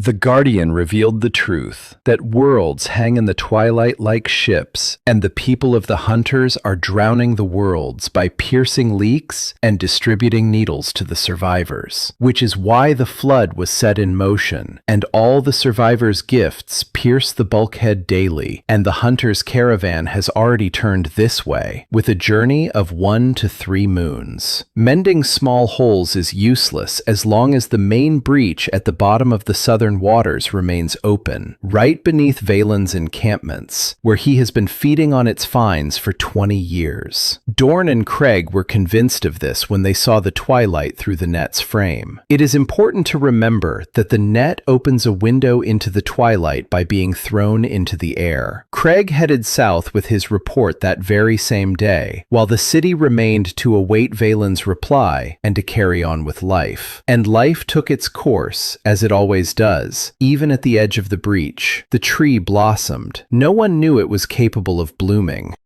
White flowers the size of a hat unfurled on the upper branches, and their scent hung over the water so strongly that merchant ships veered off course just to breathe it in. Seeds of sweetgrass from a long-ago throw sprouted in boxes of silt and yielded their first harvest. Dorn brewed a syrup from the grass, and the city ate something sweet for the first time in a year. Olmar announced a fair. On deck, people played a 9-stringed instrument from another world, and it turned out that the old man from the second row of rafts had known how to play it before the flood, and his fingers still remembered everything. People danced. Neri lay along the ship's side, and the children slid down his back as if it were a slide, while he pretended to be asleep. Kai watched this from the lookout and caught himself afraid to blink. It was all too much like that last evening before the watch, after which there was nothing left. Theo climbed up to him on the lookout. The boy had grown over those months and was now almost as tall as him. He asked to be taught the knot Kai had used on the first night to secure his raft. Kai began to demonstrate, but Theo's fingers got tangled. Kai said he'd tied that knot poorly himself until his younger sister came up with a counting rhyme for him. The words slipped out before he could stop them. Theo asked quietly if he had a sister. Kai paused and replied that he did. Leah, 12 years old. She lived with their grandfather on the shore while he toiled on the platform in the middle of the sea. When the floodwaters came, he was 100 kilometers from shore on steel piles. The platform held out for the first day. The shore didn't last the first hour. He didn't say anything else, and Theo was wise enough not to ask. That night, Kai didn't sleep. He did what he always did on bad nights. He took a net and cast it with a simple fisherman's cast to scoop up debris from the bottom and keep his hands busy. The net came up heavy. In the mesh, among the silt and seashells, lay a tin box that had once held lollipops. Kai recognized it before he even realized he had. Boxes like that were sold at the shop near his grandfather's pier. He pried open the lid with stiff fingers. Inside lay a bracelet braided from blue and white cord, using a knot he'd invented himself and taught only one other person in the world. He'd braided that bracelet for Leah 10 years ago. He sat there with the box in his hands until dawn. The seabed beneath the island was the seabed of a foreign, sunken city, and the box could have drifted in on the current from anywhere. That's what he told himself for half the night. For the other half of the night, he told himself the truth. He hadn't retrieved the box from their shore. Their shore lay 1,000 kilometers away. Currents don't carry tin 1,000 kilometers and don't place it right under the net. At dawn, he brought the bracelet to the guard and asked directly if the object could pass through the hole on its own. The guard took the bracelet with his long fingers and held it for a long time. Then he said something that made Kai's breath catch in his throat. The object hadn't passed through the hole. The object had been lying at the bottom of this world, but not for a year. It had been placed on the seabed beneath the island recently. It bore the handprints of the hunters. Kai asked why the hunters would place his sister's bracelet under his net. The guardian replied calmly and menacingly. The hunters do this when they want the needle to go where they need it to. It's bait, and bait is made from the real thing. The hunters wouldn't have tied a knot that only 2 people knew. They took something ready-made. So the bracelet had been with Leah after the flood. That means Leah, or whatever was with her, was pulled from the water, alive or dead, after the shore had already gone underwater. The Guardian said that the hunters always pick up people from drowning worlds. Working hands are also a catch. Kai stood there, and 2 people wanted to live inside him at once. One person understood coldly and clearly that this was a hook, and that he was being pulled by his very lifeblood away from the breach and into a trap. The other person was already calculating how much provisions would be needed for the journey following the caravans of lights. He didn't go to Halvar or to Selma. He went to Dorn because Dorn didn't know how to speak beautifully. He laid everything out and asked what Dorn would do. Dorn wiped his hands on a rag and spoke as if he were talking about a pump. If you're being pulled by a rope, it means the rope is attached to something real. Don't cut the rope. Cut the one who's pulling. Find the breach, seal it, and then the hunters will have no door into this world. And then go after your sister through the twilight, even if it takes your whole life. And the whole city will go with you, because the city owes you." Kai stood there in silence. Then he said that Dorn was wrong to think he couldn't speak. That evening, a reply arrived from the south. Craig himself brought the reply, and he didn't look happy. Waylon looked through the frame of the net that Craig had described to him and summoned his captains. Then he announced his decision. He agreed to lead the fleet to the breach, but he would not agree to close the breach. He told the captains that for 20 years the breach had fed the rusty shore, and that fools close off a gold mine while the wise build a lock over it. He was heading to the breach first to take control of it, before a fisherman with a needle could get there. The fleet set sail this morning. Halvar cursed, something he had never done in front of others. Selma asked how long it would take the fleet to reach the breach. Craig replied that with this wind, it would take 4 days. Kai looked south, where 40 pennants were moving through the darkness to seal the wound in the world. Then he looked at the tin box in his hands, then at Nereus, who was sleeping by the rail. He said that the city would follow at dawn. And as he was climbing the mast to take his watch, he saw a light slowly flaring up far to the north in the black water, right where a week ago he had patched up the first hole with his own hands. The patch had held all these days. Now, on the other side of the seam, someone was running a finger along it.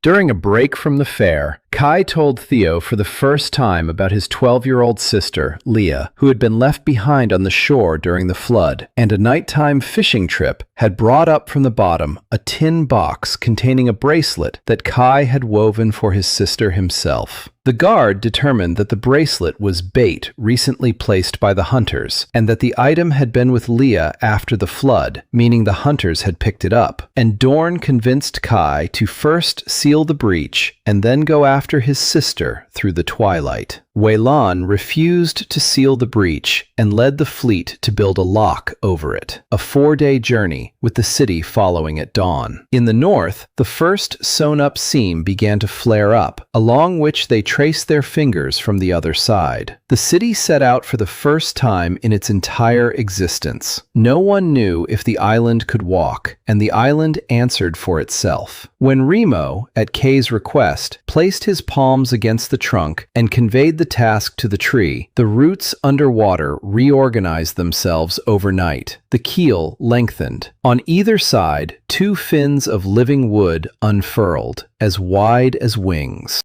Neri attached the tow lines to a harness sewn from sailcloth and captured ropes, and the island set sailed south at the speed of a good barge. 40 rafts and boats followed in its wake like a brood of ducklings following a mother duck. Olmar stayed behind with 2 barges to hold the trading post and take in refugees. Kai left him half the crossbows and Halvar as commander. The old man argued until he was hoarse and obeyed only when Kai said that he was entrusting him not with the rear, but with the second city. They traveled for 4 days, and for all 4 days the twilight made its presence felt. On the second day, they caught up with what was left of the mailboat. The plating had been cut away in strips so evenly that neither a tooth nor a knife could have done it. On the third day, at night, the entire northern horizon flashed white like distant lightning without thunder, and the guards said that the first seam had been breached. On the fourth day, in the morning, the water around them changed. It was transparent all the way to the bottom, and the bottom glowed. They had arrived.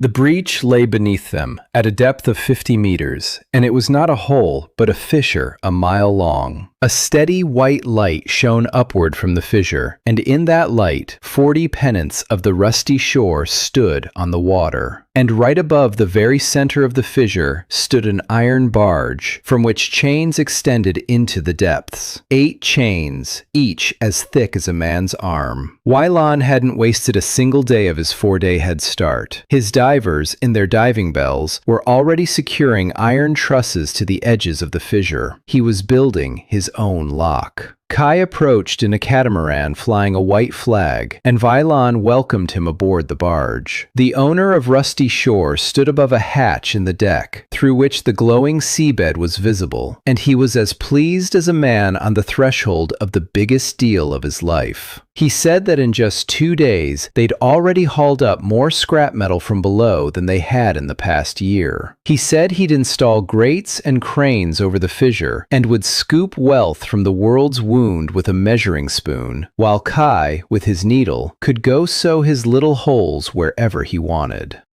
Kai told him about the hunters, the caravan, and the time frame of 1 to 3 moons. Waylon listened without interrupting. Then he replied that he had lived his life among people who had frightened him with warnings of punishment for greed, and that they had all died poor. He said that if the Lords of Twilight came, he would meet them with a gun and chains, just as he had met everyone else. Kai looked at his sun-scorched face and realized that there was nothing more to say. There are people whom only the sea can teach. He returned to the island and waited because there was nothing else left to do. He couldn't attack the 40 pennants, and the guard said that it was impossible to cut a breach through the farms and chains anyway until they were removed. He didn't have to wait long. The hunters arrived that very night. They didn't wait for the moon to rise. The light from the crevice flickered and went out, then lit up again, but with a different light, warm, yellow, deceptively gentle, like the light in a window, and movement began along Waylon's chains, moving from the bottom up.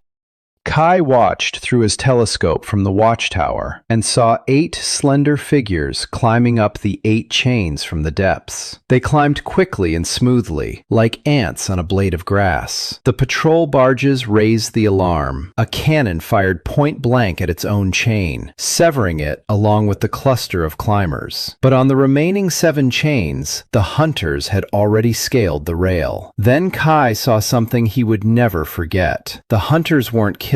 The hunters were gathering them up. Their slender gray bodies moved among the people of Vailon faster than anyone could swing a blow, and each sweep of a long arm left a person standing motionless, like tools in a box. They bound the immobilized victims with glowing thread and lowered them overboard toward the crevice as carefully as porters fragile cargo. They were taking their catch. The fleet around the barge was ablaze and in disarray. Kai gave the order, and the island surged forward. Neri roared and was the first to plunge into the water near the barge, and his roar was the only thing that caused the gray figures to falter in their steady stride. Selma fired bolts from the deck at the hunters, and the bolts struck them, unlike the worm. Remo stood by the bridge and did what he knew how to do. He was building right in the midst of battle. He was constructing cages out of the ship's timbers, and Kai and his men were herding the gray figures into them, just as one herds moray eels. The Guardian stood at the bow, emitting a steady white glow. Wherever it reached, the hunters moved more slowly, as if bogged down. Kai fought his way onto the barge. Waylon stood with his back to the wheelhouse, holding a boarding axe. 3 gray figures lay around him, and he was staying on his feet only through sheer stubbornness. His gray-haired gunner hung, bound with thread, from the blocks over the side, and they were already lowering her down. Kai cut the line and hauled the woman back aboard. She was conscious, and her eyes screamed what her body could not. Waylon looked at Kai across the deck of his dying flagship, and for the first time ever, his face did what the faces of all the skeptics before him had done. His confidence drained from him entirely, revealing beneath it simply an old man standing over a ransacked hold. He rasped that he was removing the chains. He rasped that Kai could sew. And then, from the crevice, rose the one who ruled over it all. He emerged from the light slowly, because he had nowhere to hurry to. He resembled a guardian as much as a ship resembles a boat. A white body as tall as a barge's mast. Not 7 eyes, but 7 rows of eyes. And in his hands, he held his own net, woven from that very same warm yellow yellow light, and something alive was wriggling in the mesh of that net. The guardian at the tip of the island spoke a single word to everyone's minds at once: hunter. The hunter swept his rows of eyes over the fleet, over the island, over the dragon, and fixed his gaze on Kai, or rather, on the net in his hands. And Kai heard a voice in his head that was nothing like the guardian's voice. Just as a storm wave is nothing like the water in a mug. The voice said that the little needle had done its job well, and that the catch was ripe. And then the hunter raised his glowing net to swing it, and Kai saw what was writhing inside its mesh. There were people there. And among the dozen unfamiliar faces pressed against the glowing mesh, he saw one face he would have recognized through any twilight and across any worlds. The girl had grown over the past year, but he could make out the bracelet even from here. The island had grown a keel and fins, and, towed by Nereus, had reached the breach, the crevice, in 4 days, where Valen was already erecting a lock made of trusses and 8 chains, refusing to seal off the gold vein. At night, hunters climbed up the chains. They did not kill, but immobilized people, binding them with glowing thread and lowering them like catch into the crevice. Kai, along with the island, engaged in battle, rescued the gunner, and a broken Valen agreed to remove the chains and allow the sewing. From the crevice rose a giant hunter with sea rows of eyes and a net of yellow light, in whose mesh were captive people, among them a girl wearing a bracelet whom Kai recognized as his sister, Leah. It's important to remember that bolts take down the hunters. The guard's radiance slows them down, and Remo grows cells from the ship's timber during battle. The hunter swung, and for Kai, time split into before and after. Before the swing, he was a man who had spent a year devising plan after plan. After the swing, he became a man who saw his sister in a stranger's net, and all his plans went up in smoke in a single breath. He stepped toward the side of the barge to jump into the water and swim straight toward the glowing net, and that would have been the last movement of his life. Remo held him back. The robot gripped his shoulder with 3 fingers so hard that he's jacket, and said in an even voice that the net's owner was needed alive, and a dead owner couldn't pull anyone out of the gloom. The hunter's yellow net swept in a wide arc over the water. It wasn't looking for Kay, it was heading for the island. The hunter gathered his catch in order from largest to smallest, and the largest living thing here was a tree. The net covered half the crown, and the yellow light raced down the branches toward the trunk. The tree screamed. No one knew it could scream. The scream traveled not as sound, but as a tremor through the water and the planks, and the teeth of the people on all the rafts began to ache. The flowers on the covered branches curled up and fell away. Neri lunged at the taut, glowing line and clamped his teeth onto it. The yellow light flowed down his jaws, and the dragon screeched, but did not release its grip. The guardian at the tip of the island raised both hands, and his white radiance struck the line like a counterwave. Where the white met the yellow, the line hissed like a wet rope on fire. The hunter swept his rows of eyes across the scene and exerted himself for the first time. He pulled. The island tilted. The roots tore through the water. Kai stood on a stranger's barge, watching as his home, his dragon, and his sister were dragged away by a single line, and his mind worked with a cold clarity it had never known before. He shouted to Valen about the cannon. The gunner was already by the quartermaster's side. She turned the barrel away from the trapper. Shooting at a body as tall as a mast was like shooting at water. She aimed where Kai had pointed, at his hand, at the spot where the trapper's fingers converged on the line. The cannonball struck true, and for a moment the trapper unclenched 3 of his many fingers. The line slackened. Neri lunged with all his weight and tore a piece out of it. The hole in the yellow net was small, but the tree had yanked its scorched branches out of it. The fisherman wasn't angry. Kai could tell by the way the man calmly grabbed the line again. For him, this wasn't a battle, but simply dealing with an uncooperative catch. And then the guard did something he hadn't warned anyone about. He stepped from the tip of the island into the water and walked across it toward the hunter as if it were a deck. He spoke as he walked, addressing everyone openly at once so that the people could hear as well. He said he was offering an exchange according to the law of twilight. The hunter stopped his swing. This was the first time Kai had heard of the law of twilight, and he heard it from two beings at once, because the hunter replied just as openly, with a lazy surprise in his voice, the way a market master might respond to a beggar who's brought up money. The law was as simple and ancient as the partitions themselves. A catch could be redeemed. The price of the catch was a catch of equal value. The guard said he was offering himself. A bulkhead overseer for a dozen people is more than enough of a price, because there are only 3 overseers left in the twilight for all the hanging worlds. The hunter was silent for a long time. Then 7 rows of eyes turned toward Kai on the barge, and a voice said that the price was insufficient. The overseer is old and has worn out his thread, but the overseer and the needle together, that is the price. Kai's net in addition to the guard, and then the hunter will release the people from the gear and leave this compartment for the rest of the season. Kai stood there, holding the net that had fed him for a year, protected his city, and pierced his world 51 times. He looked at Leah in the yellow mesh.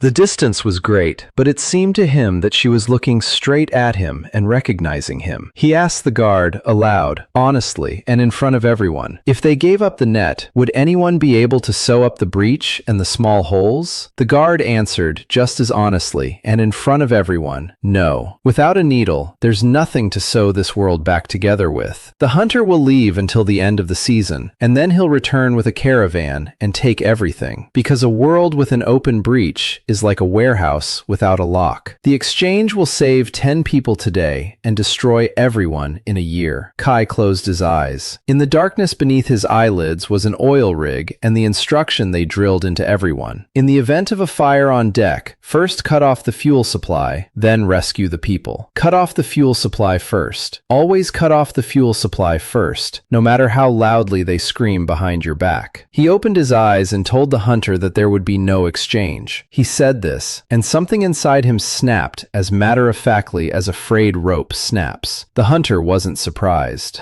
He picked up the line with the catch, turned, and walked into the crevice. The light reached him up to his waist. And then Kai shouted after him what he'd been thinking about during those 10 seconds while the rope snapped. He shouted that he was offering another deal under the same rule, a wager. He said that Twilight loves the catch, and the best catch is the one that walks into the net on its own. He proposed a test to the fisherman, Kai with a needle versus the fisherman with his gear, right here above the breach. If the fisherman catches him, he'll get the needle, the keeper, and the island, and no one will interfere. If Kai managed to sew up the breach before ending up in the yellow net, the hunter would hand over the entire catch of this world and leave, and the law of twilight would seal his word. The guardian froze on the water. The hunter stopped, waist deep in the light. 7 rows of eyes stared at the man on the barge for a long time. Then a sound came into everyone's minds, a sound even the guardian hadn't heard. The hunter was laughing. He said that in all 9 worlds, no one had ever offered to play with him. He said that boredom was the only thing hunters feared, and that the man had just offered him a cure for boredom. He accepted the wager. He laid out the terms, and the terms were his. The trial would begin at dawn. Until dawn, no one was to leave the waters above the breach.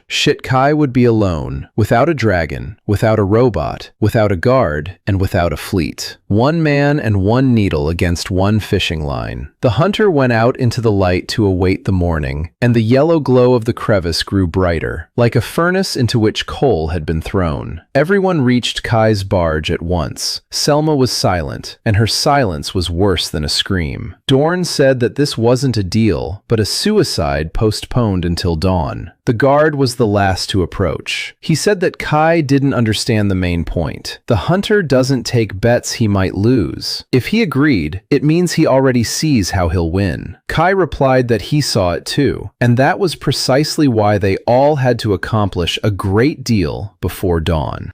He gathered everyone in a circle on the barge's deck beneath the yellow light shining from below, and began dividing the night into hours, just as he had done before the battle with Garrick. Only now, the stakes were neither the raft nor the city. He looked east, where dawn would break in a few hours, and thought that for the first time since the flood, he knew exactly why the sun rises. The hunter covered the tree and Nerea with yellow netting, but the gunners shot to his fingers, and the dragon's lunge wrested the island from their grasp, after which the guardian offered himself as ransom for the captives, according to the law of twilight. The hunter demanded the needle net as part of the price, but Kai refused, saying that without the needle, the world could not be mended. Instead, he proposed a wager, that he, alone and without helpers, would mend the breach before the hunter could capture him with the net, and then the hunter would hand over the entire catch and submit to the law. Out of boredom, the hunter accepted the challenge at dawn, but the guard warned that the hunter only agrees when he is already certain of victory.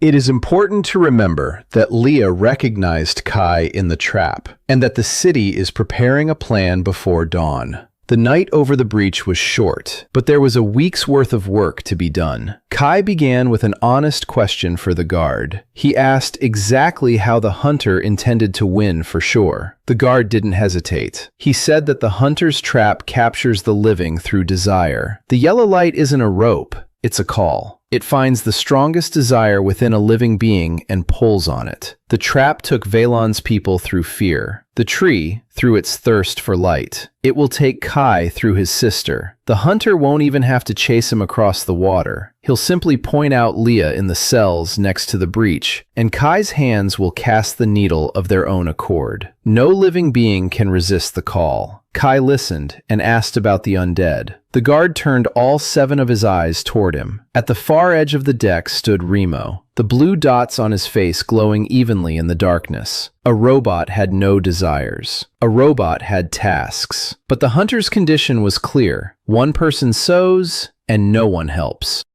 Kai asked the guard what, according to the law of twilight, counts as help. The guard answered slowly because, for the first time in his long service, he was searching for a loophole in the law. Help is an action taken in the hour of trial. The law says nothing about what is done before dawn. Anything built in advance is considered part of the world, not an assistant. And then Kai divided up the night. Remo was given the main task and all the wood the tree had agreed to give. The robot, along with a team of carpenters, worked underwater until dawn to build a guide rail along the entire mile of the crevice. A trough of living branches guiding the needle from one end to the other like a rail leads the cart. If Kai's hands falter at the call, the trough will not let the track veer off course. The tree gave up its branches in silence, and Kai could feel through the planks how much it hurt. Dorn, along with the violin mechanics, gutted the barge's holds.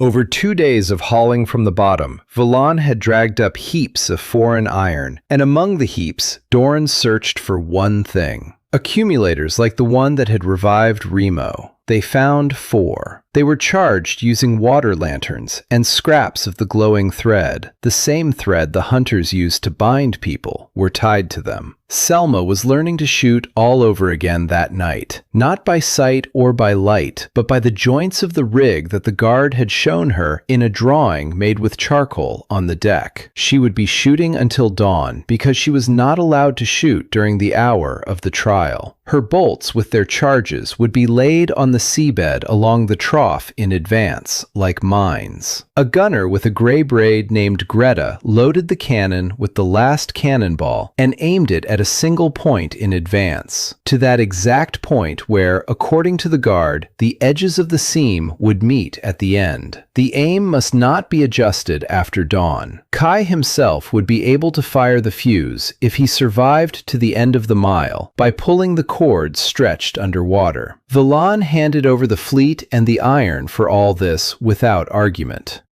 He had stopped arguing altogether. He walked among the workers, old and quiet, and once stopped Kai by the elbow. He said that all his life he'd believed the world was a hold from which the wise take while the foolish sleep. He said that today, for the first time, he saw a man who was climbing into the hold to put things back. He had a separate conversation with Nereus. The dragon was not allowed in the water during the hour of trial, and the dragon understood this before any words were spoken, the moment Kai came to him and sat down by his muzzle. Nereus laid his head on the deck and gazed with his golden eye. Kai told him that if the gear took its master, then the dragon would be free of its harness and could lead the island north toward Halvar. Neri listened and did something he had never done before. He used his teeth to pull the handkerchief, which carried his master's scent, from Kai's neck and swallowed it. Theo, who saw this, whispered that this was how beasts pick up a scent for life. The guardian spent the night on his own. He sat motionless at the bow, soaking up the light from everything that glowed.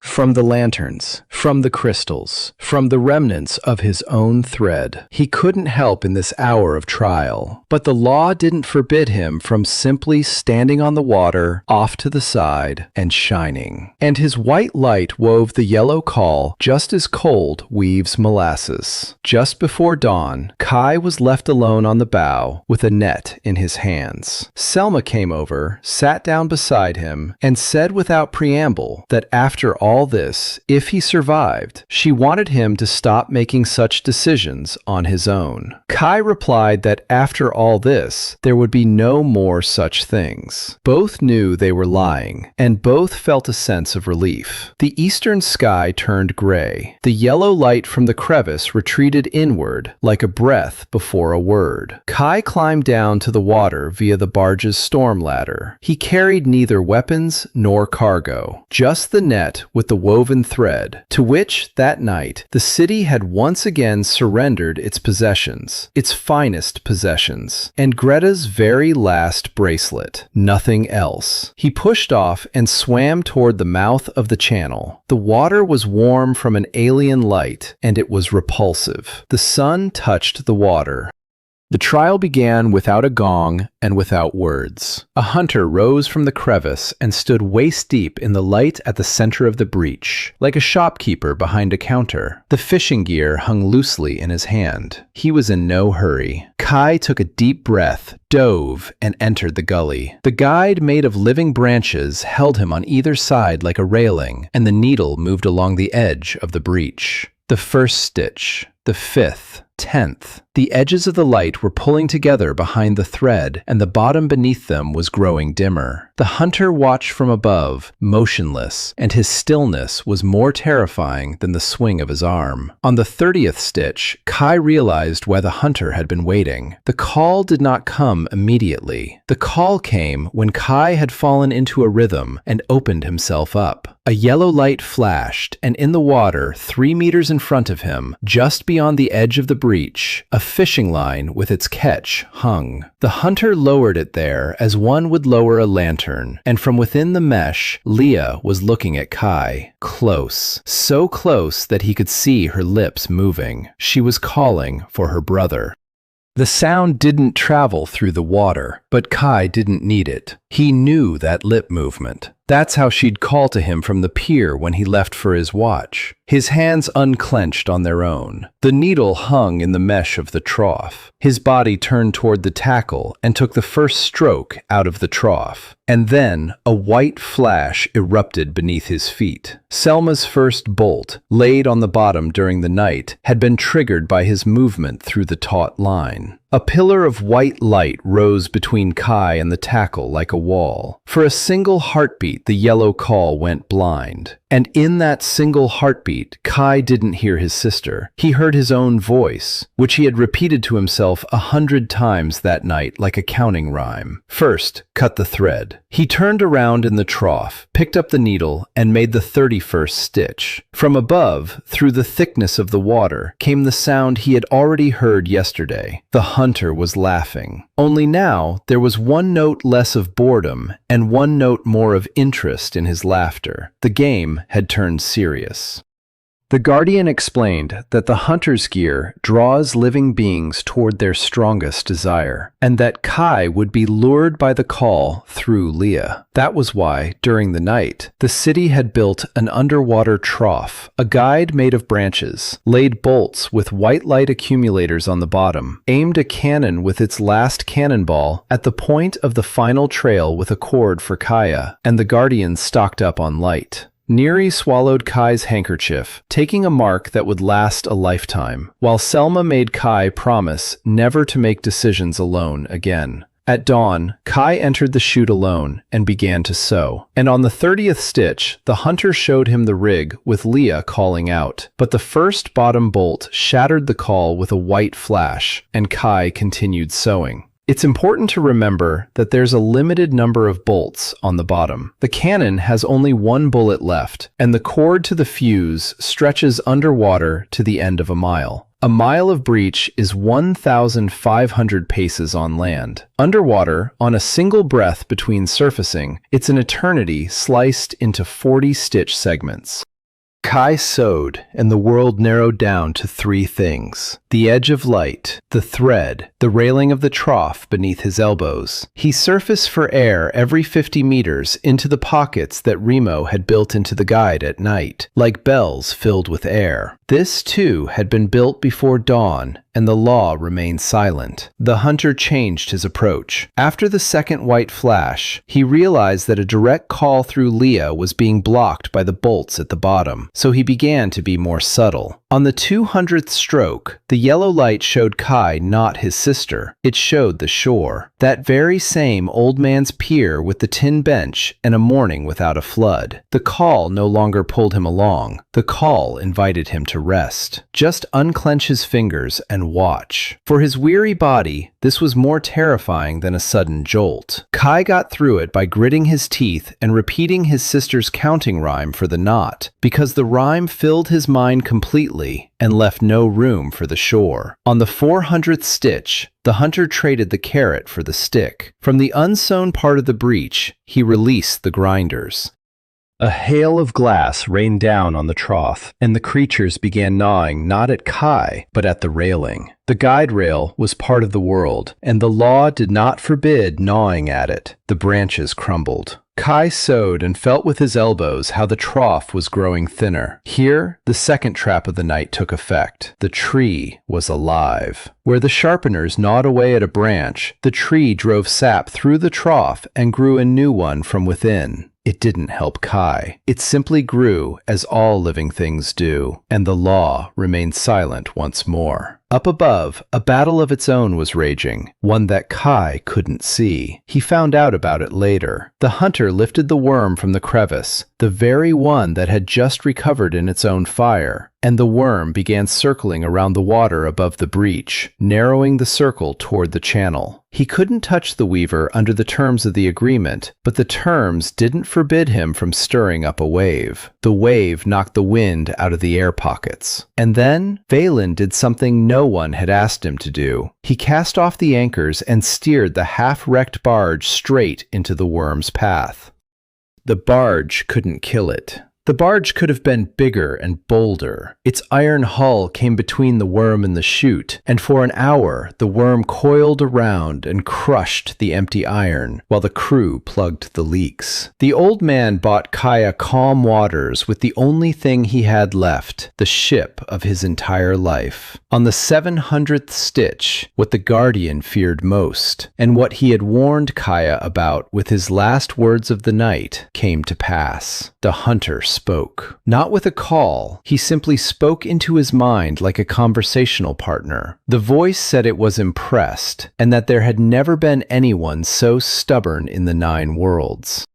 The voice said it wanted to offer him a job. The twilight needs its own needles and its own masters. Hunters aren't born, they're recruited from the best catches. Kai could choose not to sink here with this world, but to set out on the caravan trail and, in 100 years, lead the gear himself. His sister would be free by his side. No one would touch his city. He just had to not finish sewing, not even drop the needle, just not finish sewing, and everything would happen on its own. Kai sewed. He didn't answer because he knew why this conversation was happening. Not to be tempted, to keep his mind occupied, to lose count of the stitches and his breath. He erected a simple wall between himself and the voice. He began to list aloud, amid the air bubbles, the names of everyone who had been on the rafts on the first day. Dorn, Selma, Theo, and so on, row by row. 40 rafts, 1 stitch for each name. The voice in his head faltered like a person who'd been cut off mid-sentence. By the 1,000th stitch, Kay had run out of names and started a second round, and his hands felt like someone else's. The thread cut into his fingers to the bone.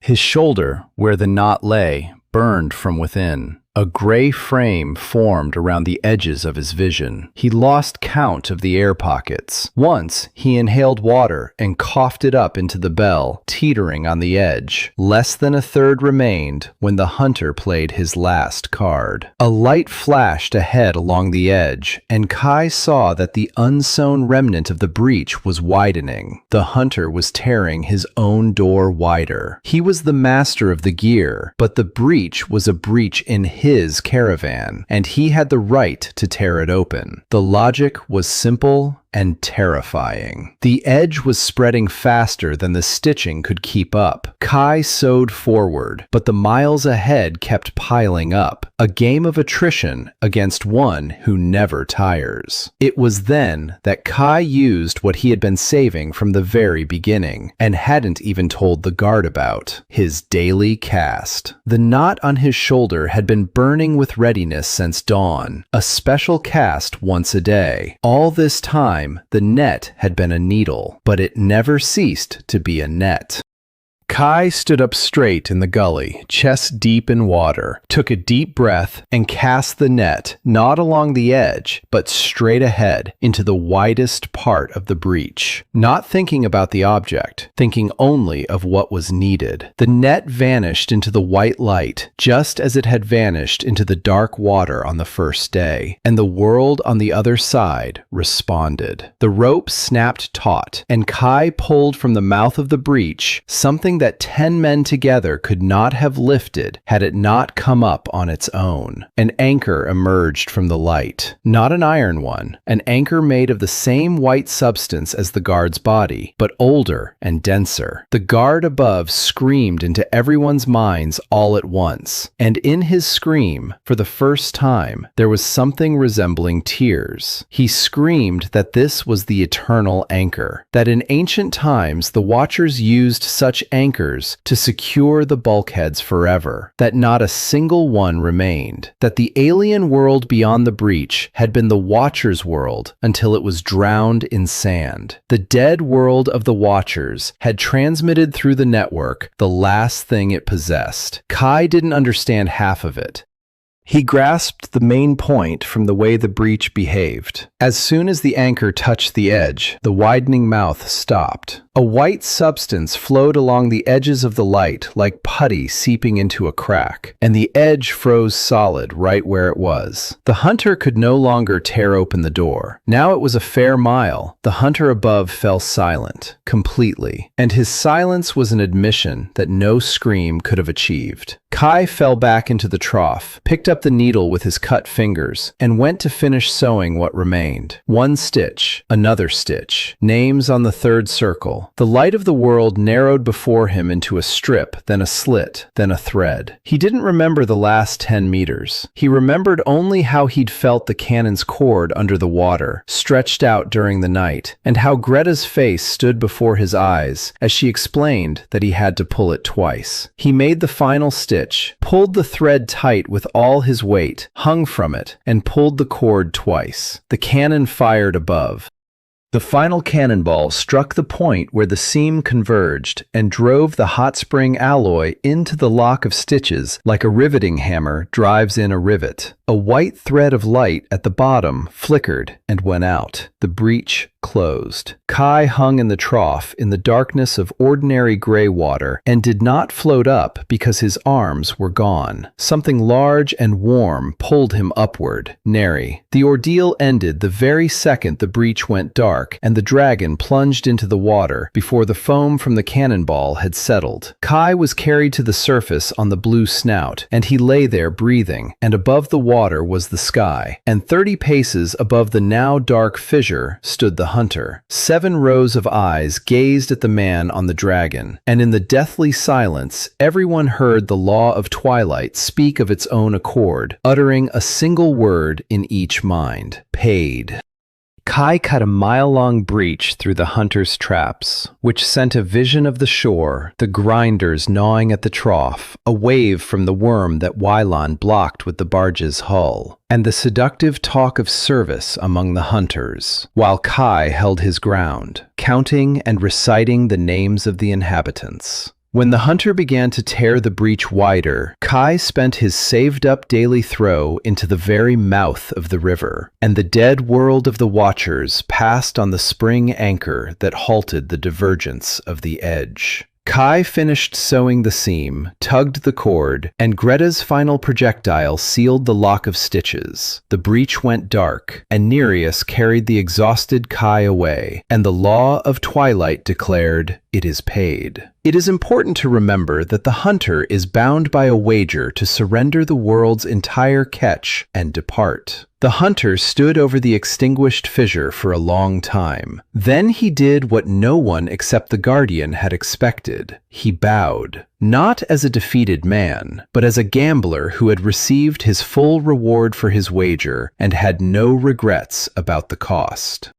The yellow tackle in his hand dropped to the very water's edge and unfolded. Patches of light melted away, and 10 people gently settled onto the trough platform near the surface that Remo had raised overnight. The hunter held back the first half of his word in front of everyone. Kai slid off Nereus's back onto the platform and walked along it, his legs feeling numb. 9 strangers in wet robes from various settlements sat down, coughing and squinting up at the gray, familiar sky. The 10th one didn't stand up. She knelt there, staring at the man walking toward her the way one stares at something they're afraid to believe. Leah had grown half a head taller in a year. She had a scar above her eyebrow that he didn't recognize, and a bracelet on her wrist that he knew better than his own hands. Kai dropped to his knees across from her because his legs had given out anyway. He couldn't find the words. He raised his hands and traced the first shape of their counting rhyme for the knot in the air with his fingers. The hair runs around the tree. Leah looked at his scarred fingers, and her lips trembled as she finished the counting rhyme aloud. Dives into a burrow.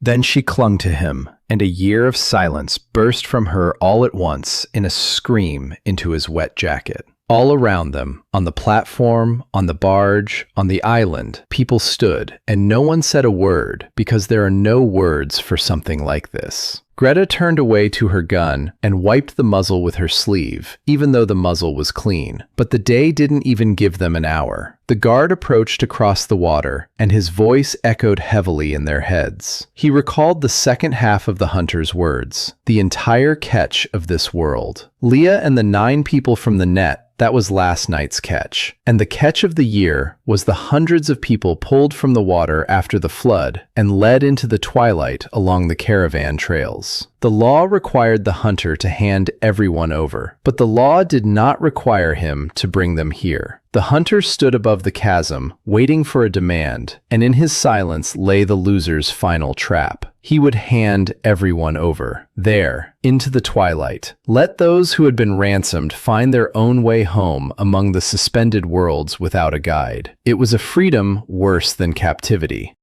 Kai stood up, holding his sister by the shoulder, and said he demanded that the catch be delivered to this world. The hunter replied flatly that delivery was not included in the bet. He was playing with words, now without interest, out of a predator's habit. And then the guard spoke up. He said he would pay for the delivery, the bulkhead overseer, as payment for guiding the caravan of people through the twilight back home. It was the very same price he'd offered yesterday, had been rejected yesterday. Today, after the anchor and the seam, it was worth more, and the hunter knew it. Kai began to say he wouldn't allow it, but the guard turned all 7 of his eyes toward him, and for the first time since they'd met, there was something resembling a smile in his voice. He said that Kai had misunderstood. He wasn't selling himself into captivity. He's hiring himself out as a guide. The breach is sealed by the spring anchor. The small holes from the seam no longer spread, and the bulkhead itself will sew them shut over the years, just as skin heals. This world no longer desperately needs a keeper.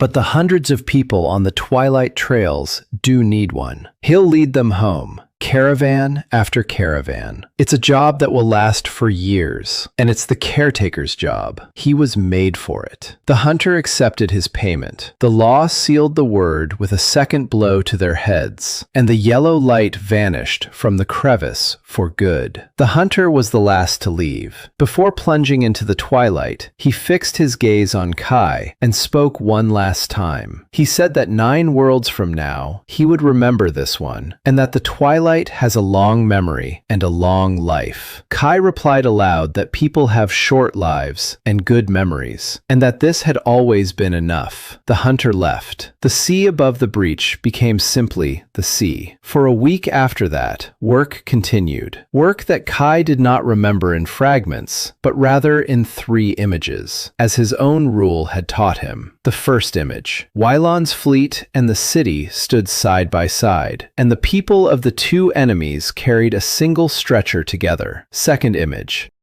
A guard stood on the water by the sealed breach, and from him a white trail of light led into the depths, along which, on the 4th day, the first 7 ransomed from the nearby caravan trail ascended, and 1 woman fell to her knees right into the water upon recognizing her son among those who had come to meet them. Third scene. Waylon, on his patched-up barge, summoned the captains and, in full view of everyone, broke his tax collector's staff over the water, declaring that the rusty shore would henceforth charge only for the protection of the trade routes, and that anyone who disagreed could seek another master. No one disagreed. Greta remained by the cannon. Craig asked to stay on the island as an accountant, and Olmar, who had arrived from the north with Halvar and the Second City, immediately took him under his wing. Halvar rowed a skiff around the seam above the breach, scanning every mile with his eyes, and delivered his verdict. The work was sound, and that he'd been wrong exactly twice in his life, and both times this year. For nearly a week, Nere didn't let Kai out of his sight beyond the length of the deck.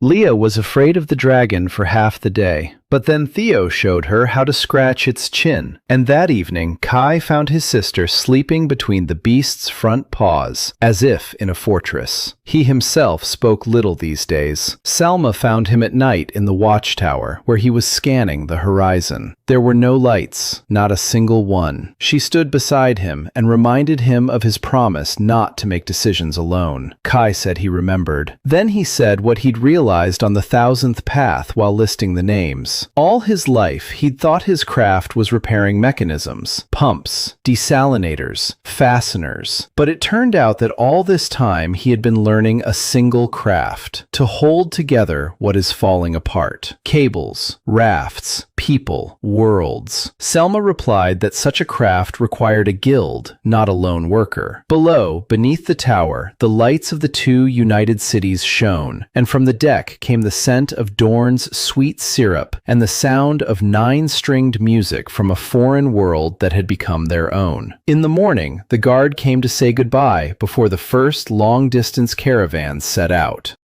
He brought Kay both a final gift and a final warning at once. The gift was a small skein of the true thread of the Watchers, spun from the remnants of the spring anchor, for a rainy day. And the warning was this: as he left, the hunter had not lied about the lasting memory. Twilight now knows that in this world there is a needle, a master, and a city that succeeded. For some, this knowledge will be a deterrent. For others, it will be a call. Not hunters, but merchants. Not merchants, but fugitives from drowning worlds who will seek their way here just as they seek a saving shore. Kai's world was no longer a dark hold. It had become a lighthouse, and everyone is drawn to lighthouses. Kai picked up the thread, weighed it in his palm, and looked at his net drying on the bow. The knot on his shoulder quietly glowed with the morning light. A new day, a new cast. He asked the guard when he would return. The guard, already walking away along the white path, replied that the watchmen do not say goodbye to the barriers they guard. They simply go around them.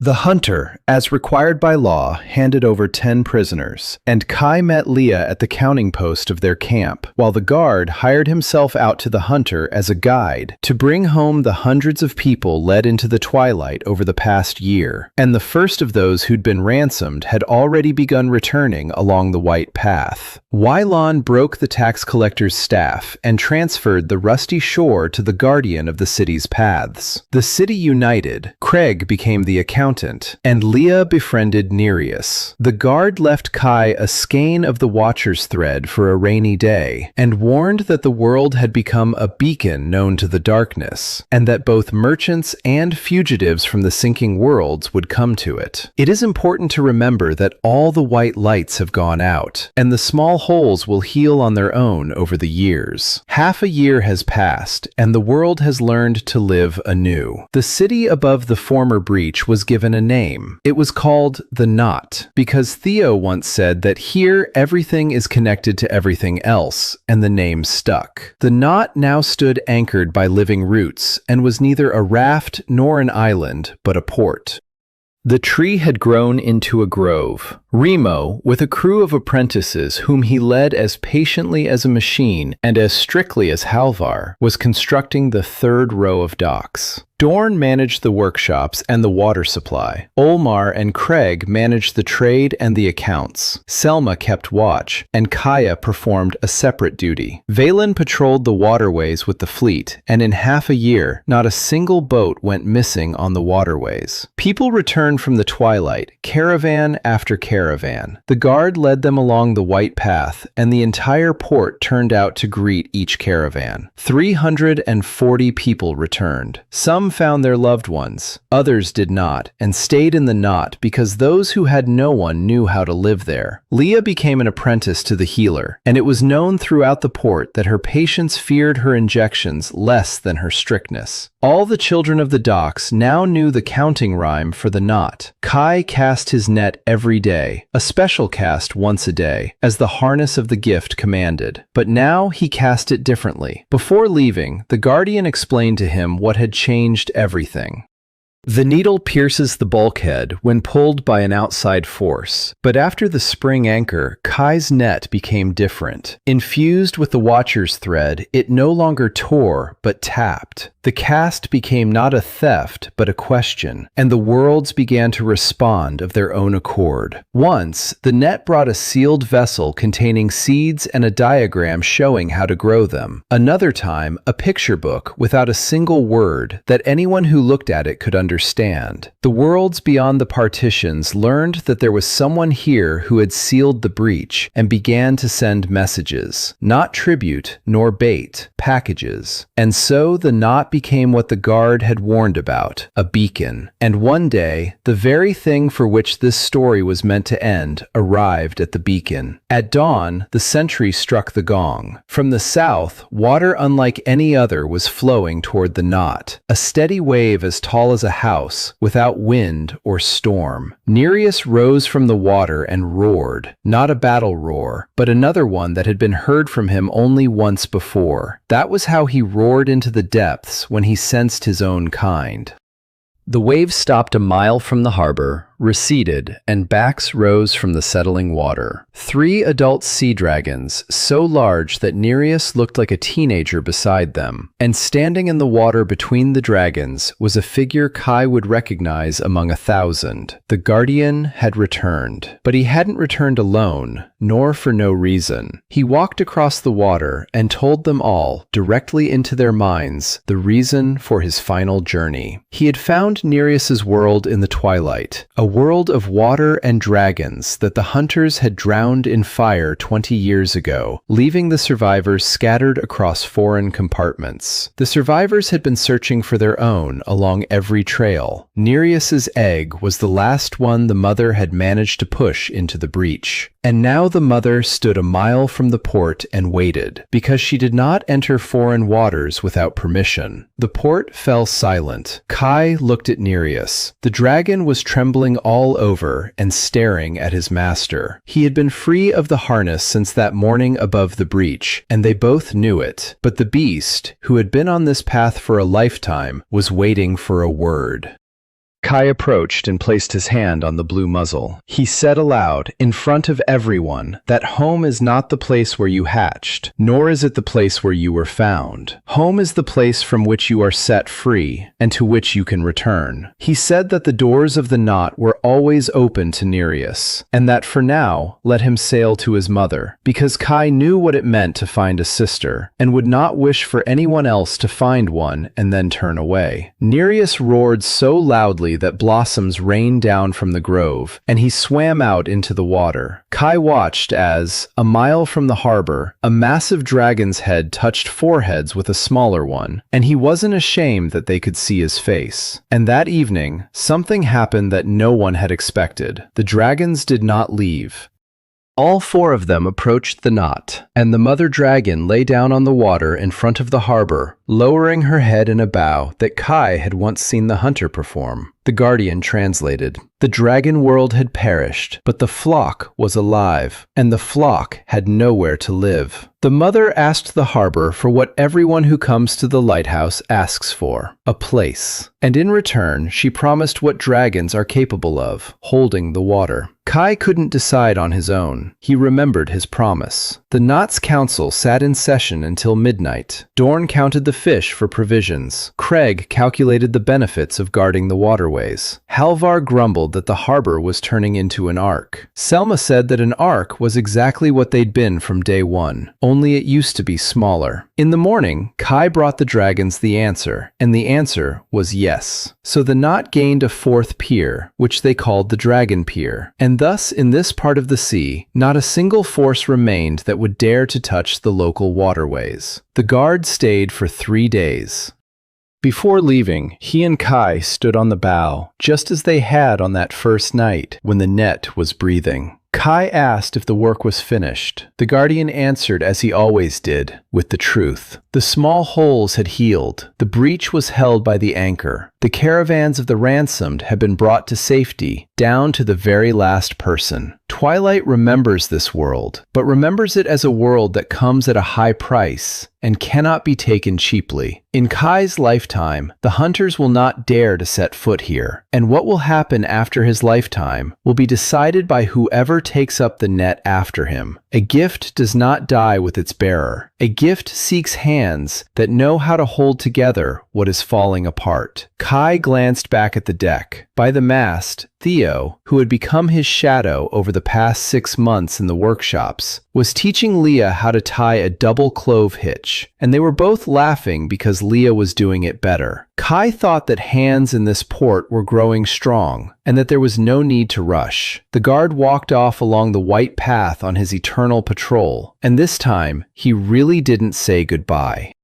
Life went on as smoothly as flowing water. In the fall, the first wedding was held in Usla, and Dorn cried more than the bride. In the winter, a school opened where Halvar taught knots and the stars, and Remo taught drafting, and no one could say whose lessons were stricter. In the spring, a caravan of refugees arrived from a foreign, sinking world. They sent a message requesting shelter, and the council sat again until midnight, and again said yes, because a lighthouse does not choose whom to shine upon. And on the first day of summer, exactly 1 year after the torn net first vanished into the dark water, Kai rose before dawn, just as he always did now. He walked through the quiet harbor, past the sleeping docks, past the Dragon's Row, where 4 mountains loomed in the water, past the grove in full bloom. He stood at the bow, where his first raft, 3 by 3 meters, had begun. He had refused to let those planks be rebuilt, and Remo had woven them into the bow of the raft, just as an old anchor is woven into a coat of arms. The knot on his shoulder glowed with the morning light. Leah stood silently beside him, just as she did every morning now, because counting relies on 2. Below stretched the water that had once been the end of the world, but had become a road. Kai took a swing just as his grandfather had taught him, when his grandfather had taught him on the pier, with his whole body, from heel to fingertips, and he cast the net into the new day. The port was named the Knot. It became a beacon for the worlds. The net, after the spring anchor, ceased to pierce the bulkheads, and the worlds began to send packages of their own accord, while the Guardian brought back from the twilight all 340 of the people who had been taken away. The Guardian found the survivors from the burned-out world of Nereus, and Kai released the dragon to its mother. After that, the entire flock of 4 dragons asked for a place to stay and remained to guard the waters of the Knot. The hunters of Kai's generation will not return. The gift will eventually pass into worthy hands, and the port thrives as a school, hosting weddings and welcoming refugees from the sinking worlds. The story has come full circle. Kai, with his sister Leah, stands on the planks of his first raft, woven into the harbor's bow, casting a net into a new day. Half a year has passed, and the world has learned to live anew. The city above the former breach was given a name. They called it the Knot, because Theo once said that here everything is connected to everything else, and the name stuck to the docks before the council had a chance to approve it. The Knot now stood anchored by living roots, and was neither a raft nor an island, but a port. The tree had grown into a grove of 9 trunks, and in the spring, the entire grove bloomed all at once, so that boats an hour's sail away could smell the fragrance. Remo, with a crew of apprentices whom he led as patiently as a machine and as strictly as Halvar, was laying out the 3rd row of docks. Dorn managed the workshops and the water supply, and his apprentices now repaired everything from desalination units to captured crossbows. Olmar and Craig handled trade and accounting, and their endless arguments over duties had become something of a daily occurrence at the port. Selma kept watch, and Kaya, which was a separate duty, about which people in the port joked quietly and with respect. Valon patrolled the waterways with the fleet, and in half a year, not a single boat went missing on the waterways. Greta trained 3 gunners at the cannon, and said she wouldn't take a 4th, because a good cannonball must be made to order. People returned from the twilight, caravan after caravan. The guard led them along the white trail, and the entire port turned out to greet each caravan. These gatherings were the most important days of the hub. People stood on the docks with lanterns, peering at the faces of those walking across the glowing water, and each time either a cry of joy or the quiet weeping of those who had once again failed to find their loved ones rose above the water. 340 people returned. Some found their families, others did not, and remained in the hub because those who had no one knew how to live there. For such people, Remo built a separate longhouse by the 2nd pier, and Halvar called it the cubicle for those washed ashore. He himself was the first to go there in the evenings to tell sea tales. Leah became an apprentice to the doctor, and it was known throughout the port that her patients feared her injections less than they feared her strictness. She would ask her brother for details about every stitch he had ever sewn into the ropes, and would say that a stitch on the skin and a stitch in the world differed only in the size of the needle. All the children at the docks now knew the counting rhyme for tying knots, and Kai would sometimes stop in the middle of his work when he heard a stranger's boy muttering over a rope the words that a girl had once made up on a distant, sunken shore. Kai cast his net every day, a special cast once a day, as the yoke of the gift commanded. But now he cast it differently. Before leaving, the guardian had explained to him what had changed everything. The needle pierces the bulkhead when pulled by a foreign force. But after the spring anchor, Kai's net became different. Infused with the watcher's thread, it no longer but tapped. The cast was no longer a theft, but a question, and the worlds began to answer of their own accord. Once, the net brought a sealed vessel containing seeds and a diagram showing how to grow them, and by fall, fruits had sprouted in Dorn's floating garden beds, fruits whose taste no one could describe, but for which Olmar lined up a queue of merchant barges. Another time, a picture book arrived without a single word, yet understood by anyone who looked at it, and Halvar took it to school and swore it was the best textbook he'd seen in 40 years. Then a package arrived containing tools for Remo from the sand-covered world of machines, and the robot held onto the package longer than the job required, and Kai didn't ask why. The worlds beyond the bulkheads learned that there was someone here who had sealed the breach, and they began to send messages. Not tribute, nor bait, packages. And so the hub became what the guard had warned about, a beacon. And one day, the very thing this story was meant to end with arrived at the beacon. At dawn, the sentry struck the gong. From the south, water unlike any other was flowing toward the hub, a steady wave as tall as a house, with no wind and no storm. The harbor rose within minutes. Greta took her place at the cannon. Selma brought the gunners on board. Velana and her fleet were not in these waters, and Craig was already counting aloud how many hours it would take him to return. And then Nereus rose from the water to his full height and roared. Not a battle roar, but another one that had been heard from him only once before. That was how he roared into the depths when he sensed his own kind. The wave came to a halt a mile from the port, and backs rose from the settling water. 3 adult sea dragons, so large that Nereus looked like a teenager beside them. Their scales were darker than his, and old scars from fire were visible on them. And standing in the water between the dragons was a figure Kai would recognize among 1,000. The guardian had returned, but he hadn't returned alone, nor for no reason. He walked across the water and told everyone in their minds the reason for his final journey. He had found Nereus's world in the twilight.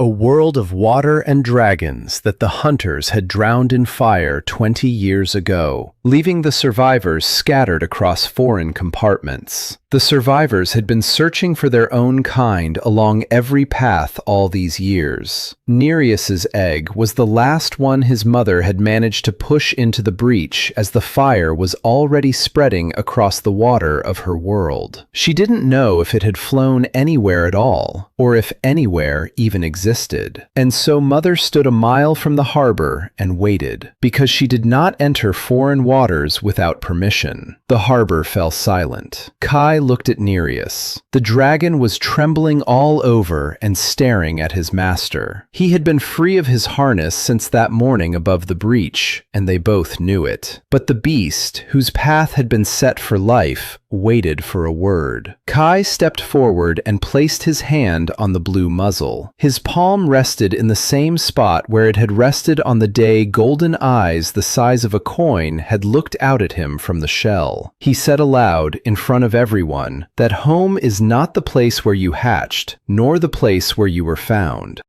Home is the place from which you set free and where you can return. He said that the doors of the knot are always open to Nereus, and now let him sail to his mother, because Kai knows what it's like to find a sister, and wouldn't wish for anyone else to find one or come near one. Nereus roared so loudly that blossoms rained down from the grove, and he vanished into the water. Kai watched as, a mile from the harbor, a huge dragon's head touched foreheads with a smaller one, and he wasn't ashamed that they could see his face. Leah stood nearby, holding his sleeve with both hands. Theo sniffed loudly and pretended it was because of the wind. Even Craig had stopped counting. And that evening, something happened that no one had expected. The dragons didn't leave. All four of them approached the knot, and the mother dragon lay down on the water in front of the harbor, lowering her head in a bow that Kai had once seen the hunter perform. The guard translated, "The dragon's world has perished, but the pack is alive, and the pack has nowhere to live. The pack can no longer wander among the chambers of twilight, because the young of the next clutch won't survive the journey."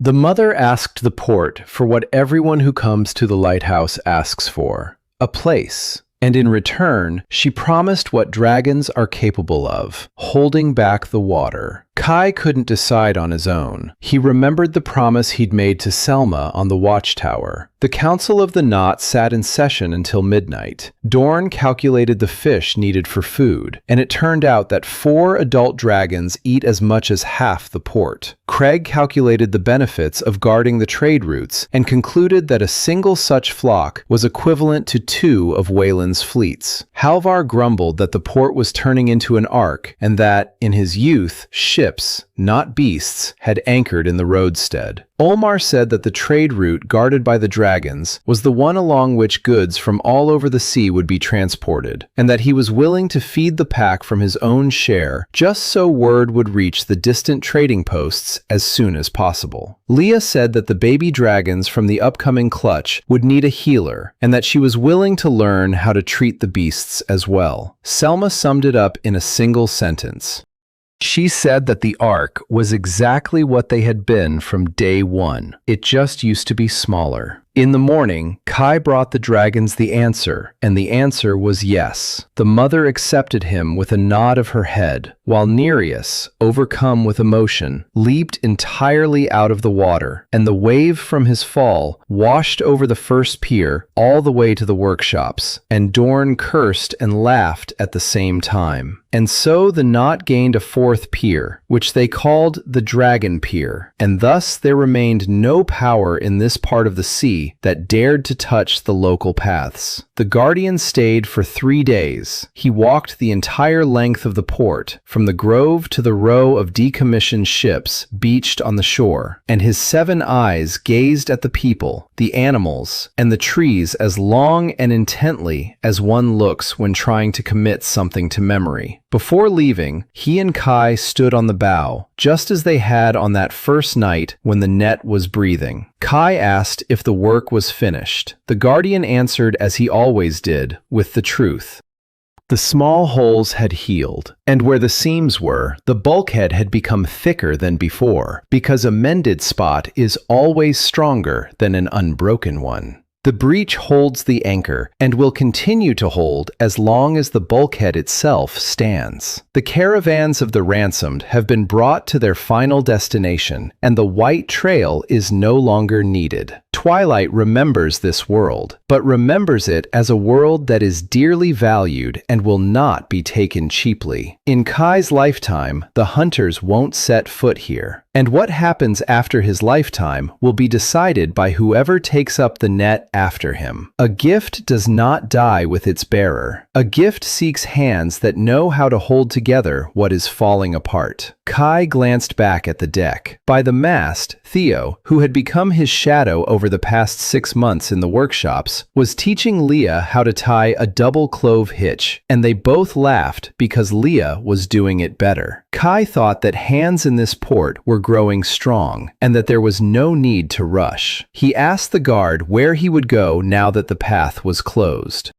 The guard replied that there were only 3 overseers left for all the hanging worlds, and there were more than 3 worlds sinking right now. Somewhere in the twilight, another compartment was filling with water or sand or fire, and other people or non-people were now receiving their rafts and their gifts with tags, unaware that the gifts were needles. He said he would tell them. Now he knows what to tell them. He saw a world that had survived, and this world can be shown to others just as fire is shown to those who are frozen. Kai took his first wrench from his belt, the one from the first throw box, the very one that fit snugly in his hand, and handed it to the guard. He said that the overseer would find it useful on the road, a tool that fits any fingers. The guard took the wrench with his long white fingers, and it molded to fit them. 7 eyes blinked all at once, and Kai never knew whether the watchers were laughing, but he decided to assume they were. The guard walked away across the water on his eternal patrol, and this time he truly did not say goodbye. Life went on, just as water flows. That fall, the first wedding was held in the knot, and Dorn cried more than the bride, while Greta fired a single shot in honor of the newlyweds, and then grumbled for a week that she'd miscalculated the charge. That winter, a school opened where Halvar taught the knots and the stars, and Remo taught drafting, and no one could say whose lessons were stricter. At the school, there was a wall on which Theo had drawn from memory, in charcoal, the entire journey from the first rafts to the Dragon Pier, and the children traced it with their fingers and argued over which of them would be Selma and which would be the gunner. In the spring, a caravan of refugees arrived from a foreign, sinking world, which sent a request for shelter via a package. There were 26 of them, and they were not human. They had gray skin and 4 arms each, and they were afraid of water because their world was drowning in it right now. The council sat again until midnight, and again said yes, because a lighthouse does not choose whom to shine upon. A month later, the 4 armed ones turned out to be the best riggers Halvar had ever seen, and the old man celebrated his birthday, saying he'd dreamed his whole life of sailors with enough hands for all the rigging at once. And on the first day of summer, exactly 1 year after the torn net first vanished into the dark water, Kai rose before dawn, just as he always did now. He walked through the quiet harbor, past the sleeping docks, past the Dragon's Row where 4 mountains snored in the water and a fresh clutch of 3 eggs basked beside its mother, past the grove in white bloom, past the school wall with its coal-stained path. He stood at the bow where his first raft, 3 by 3 meters, had begun. He hadn't let anyone rebuild those planks, and Remo had woven them into the bow of the boat just as one weaves an old anchor into a coat of arms. The planks were gray and worn, and one still bore a dent from that very toolbox. Kai stood on them barefoot, just as he had on that first morning. Back then, he had a torn net and an entire ocean of loneliness. Now behind him lay a sleeping city, inhabited by people from 2 fleets, 3 worlds, and 1 big family that no one had set out to create on purpose. The knot on his shoulder glowed with the morning light. Leah silently stood beside him, just as she did every morning now, because counting is a 2-person affair. She whispered, asking what he would ask of the worlds today. Kai thought for a moment and answered honestly. Nothing. Today, he would simply say, "Thank you," and let the worlds decide for themselves. Below them stretched the water that had once been the end of the world, but had become a road. "A hare is running around the tree," said Leah. "It's diving into a burrow," replied Kai. The port was named Knot, and became a beacon. After the spring anchor was set, the net stopped tearing through the bulkheads, and the worlds began sending voluntary shipments, while the Guardian brought back from the twilight all 340 of the people who had been taken away. The Guardian found survivors from the burned-out world of Nereus. Kai released the dragon to its mother, and a flock of 4 dragons with a fresh clutch remained to live at the dragon pier, guarding the waters, while the Guardian set off on his eternal patrol to save other drowning worlds, taking a wrench from his first throw as a memento. The knot thrives on school, weddings, the reception of 4-armed refugees from the sinking world, and the memory of the path Theo drew on the school wall. The story has come full circle. Kai and his sister Leah, standing on the planks of the first raft woven into the harbor's bow, cast their net into a new day, no longer with a plea, but with gratitude, as they count together.